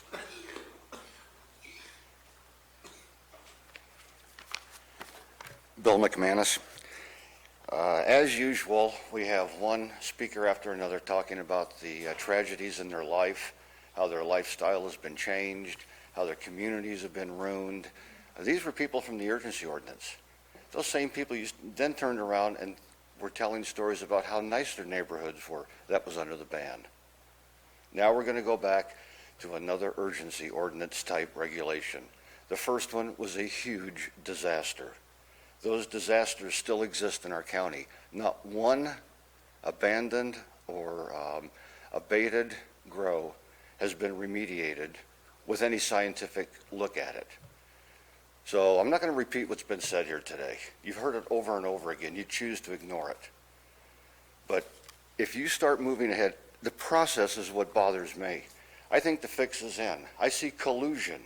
I see a gang of three in a frenzy to get this done. And it's such a frenzy that they put the pieces together where it doesn't even match up. We're talking about a cannabis czar, and you don't even have an ordinance yet. Part of the cannabis czar is a badge. That comes later. We're going to talk about that. When we get to the badge, we talk about trading the A team, which is our sheriff's department, for F troop, which is a bunch of bureaucrats and clerks trying to determine if someone is dangerous in our community. You've got to be kidding me. All of this is all out of sync, but you're in a hurry. You got to do it. Your masters are telling you to do this, and you're going to do it regardless of what anyone in here says or whether it's good for the county or anything else. You've got your 3 votes. Yeah, you do. And 3 votes is going to tear this county apart again. It happened before under the urgency ordinance. The people suffered. People left. People were killed. People were imprisoned. People were kidnapped. You want all that again? You think you're going to eliminate the illegal underground market? No. You haven't cleaned up the mess you made before. And now you're ready to start where you left off, with chaos, contamination, and crime in the county. The state of California was able to collect 1% of the fees they anticipated under Prop 64 in the first 6 months of this year. But we have the brain trust. All of Sacramento was stupid. They couldn't do it. But the gang of 3 here is going to. You're going to charge all this money and collect it, and we're all going to be rich. Good luck. I'll see you in a couple of years. That's how long it takes. It's going to be a disaster. It's on your head. The Gang of Three, you do not speak for me. Next speaker, Ms. Morse.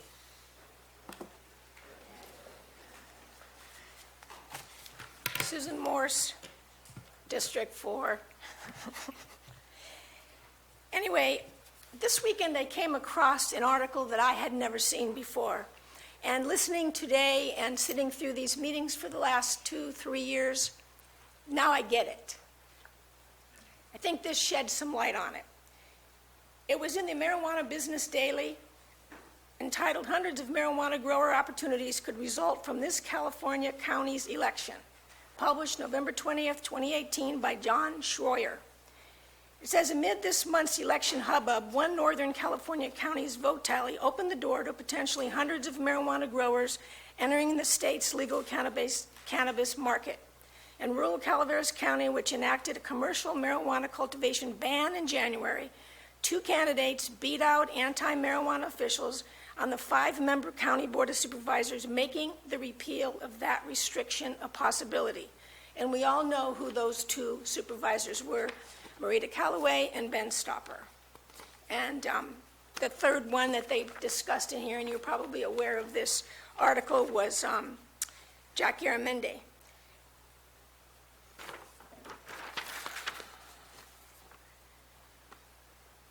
The other person that was written about in this was a lady named Crystal Kesey, and she is with Golden State Herb Company, she's a plaintiff in the Greer case against the county. And that is they call it the class action lawsuit, where they filed it last August, where they sued the county for $16+ million. And under this section, lawsuit impacts.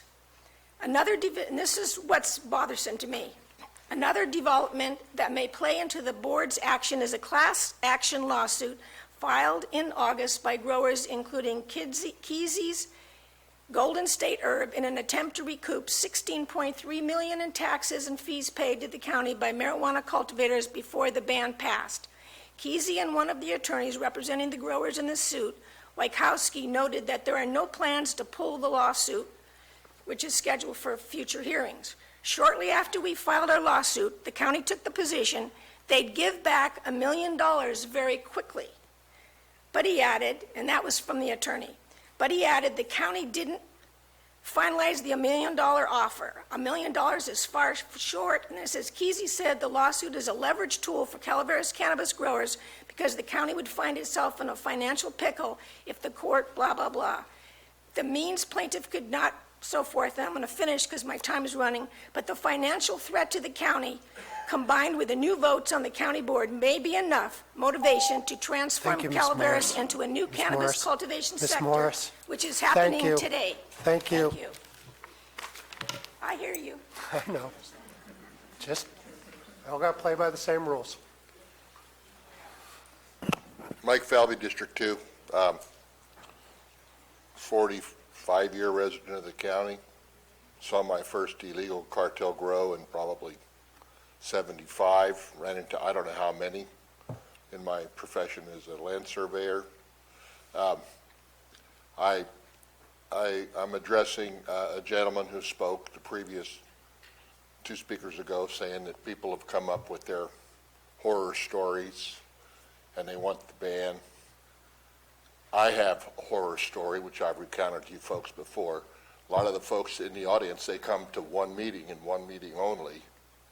I've been to many, so you know where I stand, but I have a horror story of watching the Butte fire roar through my property as I never left. Thank God I was saved by a con crew, and my house was saved. My property was destroyed. My life was changed forever. I was surrounded by illegal grows. I saw long rifles adjacent to my property. I was threatened online by what I assume were Asian cartel members. They said they'd kill my family first in front of me, and then they'd kill me. So I know all about the horror stories of what happened to us. But I have a little different take on it. This is a societal problem, we're just a microcosm of a huge problem. Now, it's okay for Big Pharma to shove their opioids down our throats, and I would imagine that many of one side of this issue support Big Pharma because it's a legal entity. It's okay for opioids to be shoved down our throats, but it's not okay for cannabis to be a choice that one makes. We're a societal problem. And I try to deal with reality. And whether we like it or not, it's coming, folks. This is coming. Legalized cannabis and commercial cannabis is here, and it's only going to get bigger, whether we like it or not. So I would just as soon be out in front of the game as behind, because we're behind right now with the ban. You read about the 2 busts in the enterprise every week, a bust here, a bust there. You don't read about the ones that aren't busted, and they are out there and they are proliferating. What I want to see is heavy regulation, heavy taxation, and heavy enforcement. And if that takes long rifles in the sheriff's hands versus long rifles in the cartel's hands, I'm all for it. My life was, I'm not going to say ruined, because my life is very happy right now. But you know what? My life was turned upside down by illegal grows. I'd rather have a legal entrepreneur next to me. Thank you very much, Mike. Sir? Craig Robinson, Angels Camp. Wow, that's a hard one to follow. I think the legalized growers probably aren't going to be the issue, as they're paying whatever they need to pay. But at the same time, all the illegal growers, I don't know how you plan on dealing with that. And I'm a pilot. I fly around the county regularly. If you could only see what I see, it's unbelievable how many growers are out there. The hills are scattered with them. And I believe by legalizing it, you're just going to bring in that many more illegal growers, and it's going to be a big battle. And that's where all the money needs to be generated in a force to attack these people and deal with it. The numbers are going to be off the hook, I'm sure.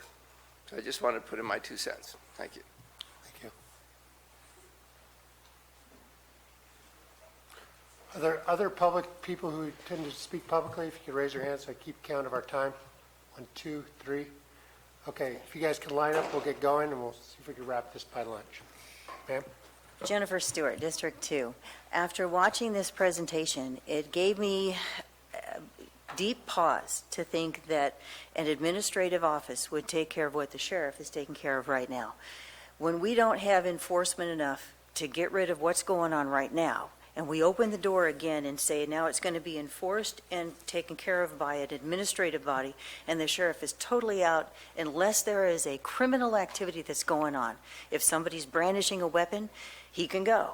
But if they're just dumping equipment, or they're dumping chemicals or solvents or anything else that's on the property, that's a code compliance issue, or now a new cannabis STAR issue. We have been subjected to these people for way too long, and the sheriff is still doing his job by, since we are in a ban and everything's illegal, to clean it up. If we open the doors again, what he said was they will be hiding in plain sight. And we just can't deal with this. This county is too small. But we just can't.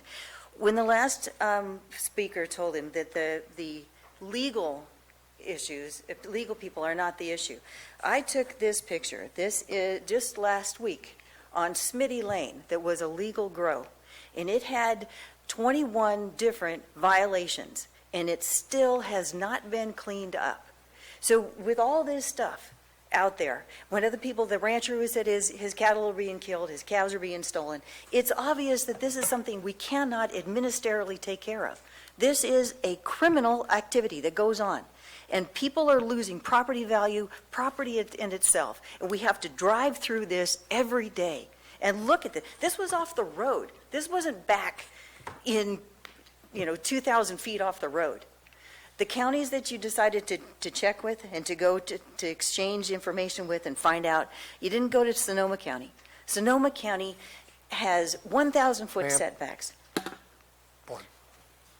Sonoma County, other counties that are dealing with this right now, have deeper regulations than you're even talking about right now. And it's still not working.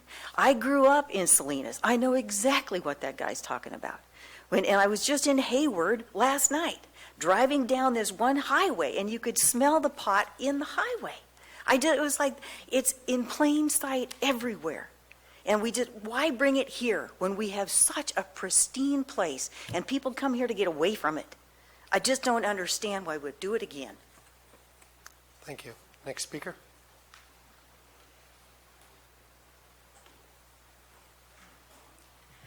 Larry Garza, District 2. I live in a rural residential area.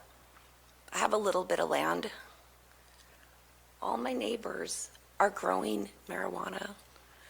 I've been calling for years trying to get that stopped, but I'm told, oh, the canopy's too big, can't see it. They're destroying my driveway. Nothing's being done. We do not have the patrols to do it. Yet, several superintendents here have been receiving campaign money from marijuana farmers. And if you do a flyover, amazing, they're still active. These farms where our supervisors have received money from, these farms are still active. This is so corrupt. This is completely corrupt, everything about this. Who's to say that our county CAO is not accepting money to approve applications? Who is looking at you guys? Why are you accepting money? Is it for your vote? This is wrong. Shame on you, all of you, for doing this. You know, to accept campaign money with the promise to bring marijuana back is disgusting. You should live where I live and see my neighbors. This is absolutely corrupt. There's nobody supervising you guys to make the right decisions. You're in it for yourself, not for the people. You know, and you're discriminating against the rural residents, and you will see a lawsuit, because I am sick and tired of having pot farmers as my neighbors. I can't use my acreage. I can't walk my acreage. And yes, I'm looking at you. I can't enjoy my property because it's surrounded by pit bulls and guns. It's a commercial operation. What the hell are you doing letting this come into a rural residential area? This is discrimination. This is biased, and this is shameful, and this is corrupt, and you should all be ashamed of yourself. Thank you. Next speaker.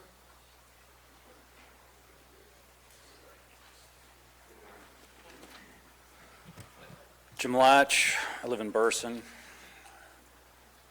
A question, like this young woman just said, who your taskmasters are. Excuse me one second, Mr. Latch. Is there a light, or is that just reflected off the walls? I'd like to know who you're working for, because you're not working for me. Nobody pushes this shit through in the rapid way that you're doing it and gives one crap about the people that work here. Sir, and live you here. have the right to express yourself. Listen, you work for me. You work for me. You You work for these people. Please don't swear. Don't forget about it. I know who I All work right? for. No, you don't apparently know who you work for, sir. Like the other gentleman said earlier, you will be replaced unless you can figure out how to fake the votes, because that's what's coming next.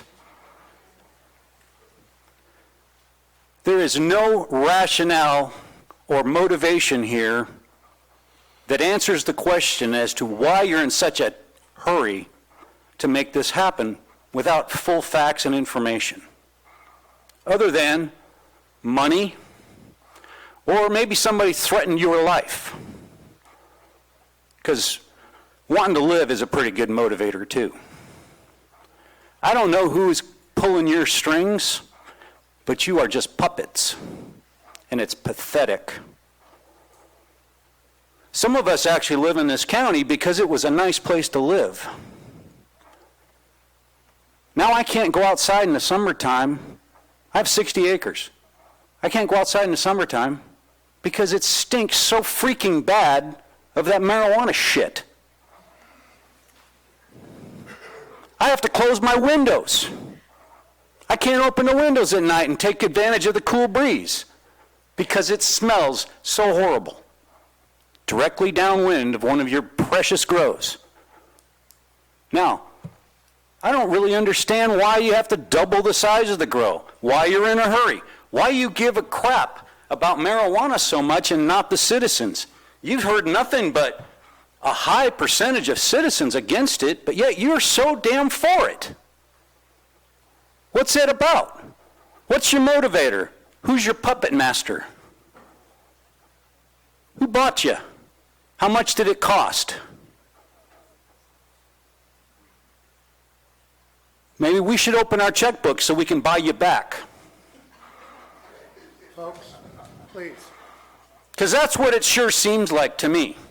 You're broke. The county's broke, and there's no way you're going to pay for all the training, all the regulations, OSHA, hazmat, all of these trainings that these people you say you're going to hire and put in place here. You can't afford to train them. You can't afford to hire them. So you're looking for an environmental disaster? What, do you like gunplay here? You like gunfights? You want to turn it into the Wild West? Thank you very much. Next speaker. Jason Hauer from Murphy's. I have heard enough of the slander. I mean, we've heard about election rigging and bribes and cartels and guns. Person after person has come up here up to the microphone. What they are talking about is not what we are discussing. They are talking about illegal cannabis grows. It has nothing to do with my business. Nothing. I have a Springer Spaniel, not a pit bull. I don't have a gun.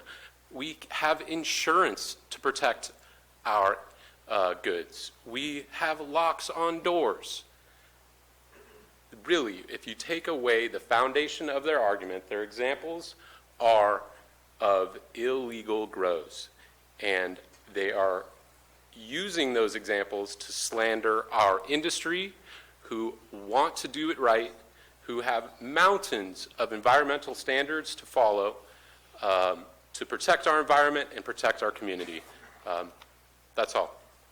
Thank you. We had 3 speakers. How many people still want to speak? Is there anybody in the other room? All right, thank you very much. Hello, Prapana Randall Smith, District 4.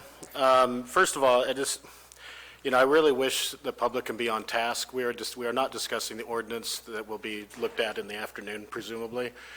We're looking at the fee schedule and the proposal for a new department. As a school teacher, I'd be darn frustrated if the morning sessions for math and all my students wanted to deal with English instead. First of all, I just wanted to say, CAO Alt, in my opinion, as a doctorate in educational leadership, I think you make those of us who hold doctorates proud today. The analysis looks very thorough, far in excess of anything that I thought I would see today. The proposal for the department, I believe, looks like it's been well thought out. I believe it's a good idea, and just in the introduction to his presentation, he pointed out to the lessons learned from the urgency ordinance, lessons that have been largely ignored by many people in this room. He talked about no oversight or coordination between offices, a backlog due to volume, fiscal monitoring not coordinated, and program performance metrics were lacking. We need all those things. We need a central authority. I also would like to point out that the fee schedule that he's looking at, personally, I think it might be a little high, but this is money being paid by the industry. The comments that we've heard about this being taxpayer money, that's not what's on the in this moment on the agenda. We're talking about a fee schedule paid for by an industry for the purposes of its own regulation. This is not a new tax. People need to be very, very aware of that. We'll get to the details of the ordinance, I presume, later, and I'll save my comments because I'd like to keep us on task and keep this process going. But I believe that the direction I see here looks like it's a good direction, and I'd like to see it proceed. By the way, I just wanted one last comment. It's really hard to maintain your dignity here when you hear the kind of baseless accusations, I mean really gross accusations that are entirely unfair. I'd like the public who's watching this to just note the kind of language and falsehoods that we see being slinged at our public officials, at our CAO, at our planning director, at everybody. It's just not acceptable to my mind. We are a democracy. We shouldn't be telling lies about each other. Thank you. Thank you. All right, 1, 2, 3, and then we're going to lunch.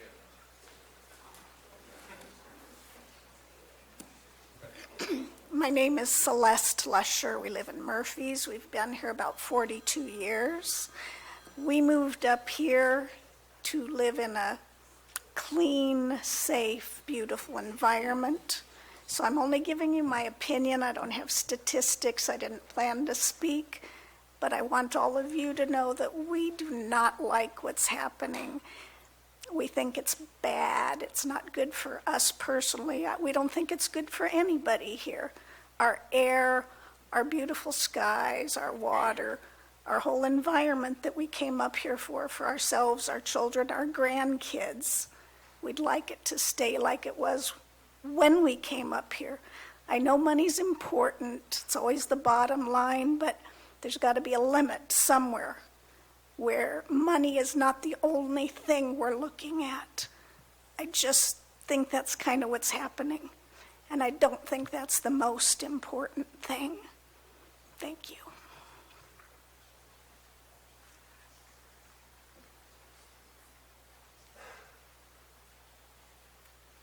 Hello, my name is Kimberly. I'm from Burson. I have the house of my dream. I also have, and I'm sure a lot of you guys have, grandchildren. I have 3 of them and 2 on the way. About 6 months ago, I had a black SUV drive down my driveway, mistaking it for the pot farm that's growing next to me. And a guy gets out of his car with a gun.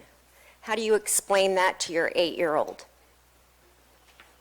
Think about the kids. Think about what they have to go through now. My grandkids are afraid to come out because of the tweakers I have living by me. Do the right thing, please. Protect our younger generation. Because I will. I will protect my family. You guys should be ashamed of yourself. Thank you. Next speaker, this will be our last speaker, then we will break for lunch. Good morning, supervisors. Kevin Clay, District 2. Praise God for the First Amendment and your enduring patience. I guess what I wanted to say real quickly is I've read through the ordinance briefly, or for the designated department development. I just want to make sure that maybe you've researched all the other ideas not involving the creation of an entire department. Maybe there's some way to do cost sharing with part-time and half-time and full-time employees with different departments, maybe having one employee in each department, well, not each department, but building, planning, environmental health, and then that make up the board. So I just want to make sure that this wasn't just the only idea that you thought, that maybe there was another creative way to accomplish the same goal by scattering out and cost-sharing employees through different departments. Just kind of giving you some ideas. Maybe there's a better way to do it for cheap, because every time the government does, any branch of the government does set up a new department, well, like one of the gentlemen before me said, government never seems to get smaller, so trying to put it together and cost share may be a better idea. Just a suggestion. Thank you. Thank you very much. With that, we will close public comment. We will return at 1:30 to take up and complete this item. Thank you.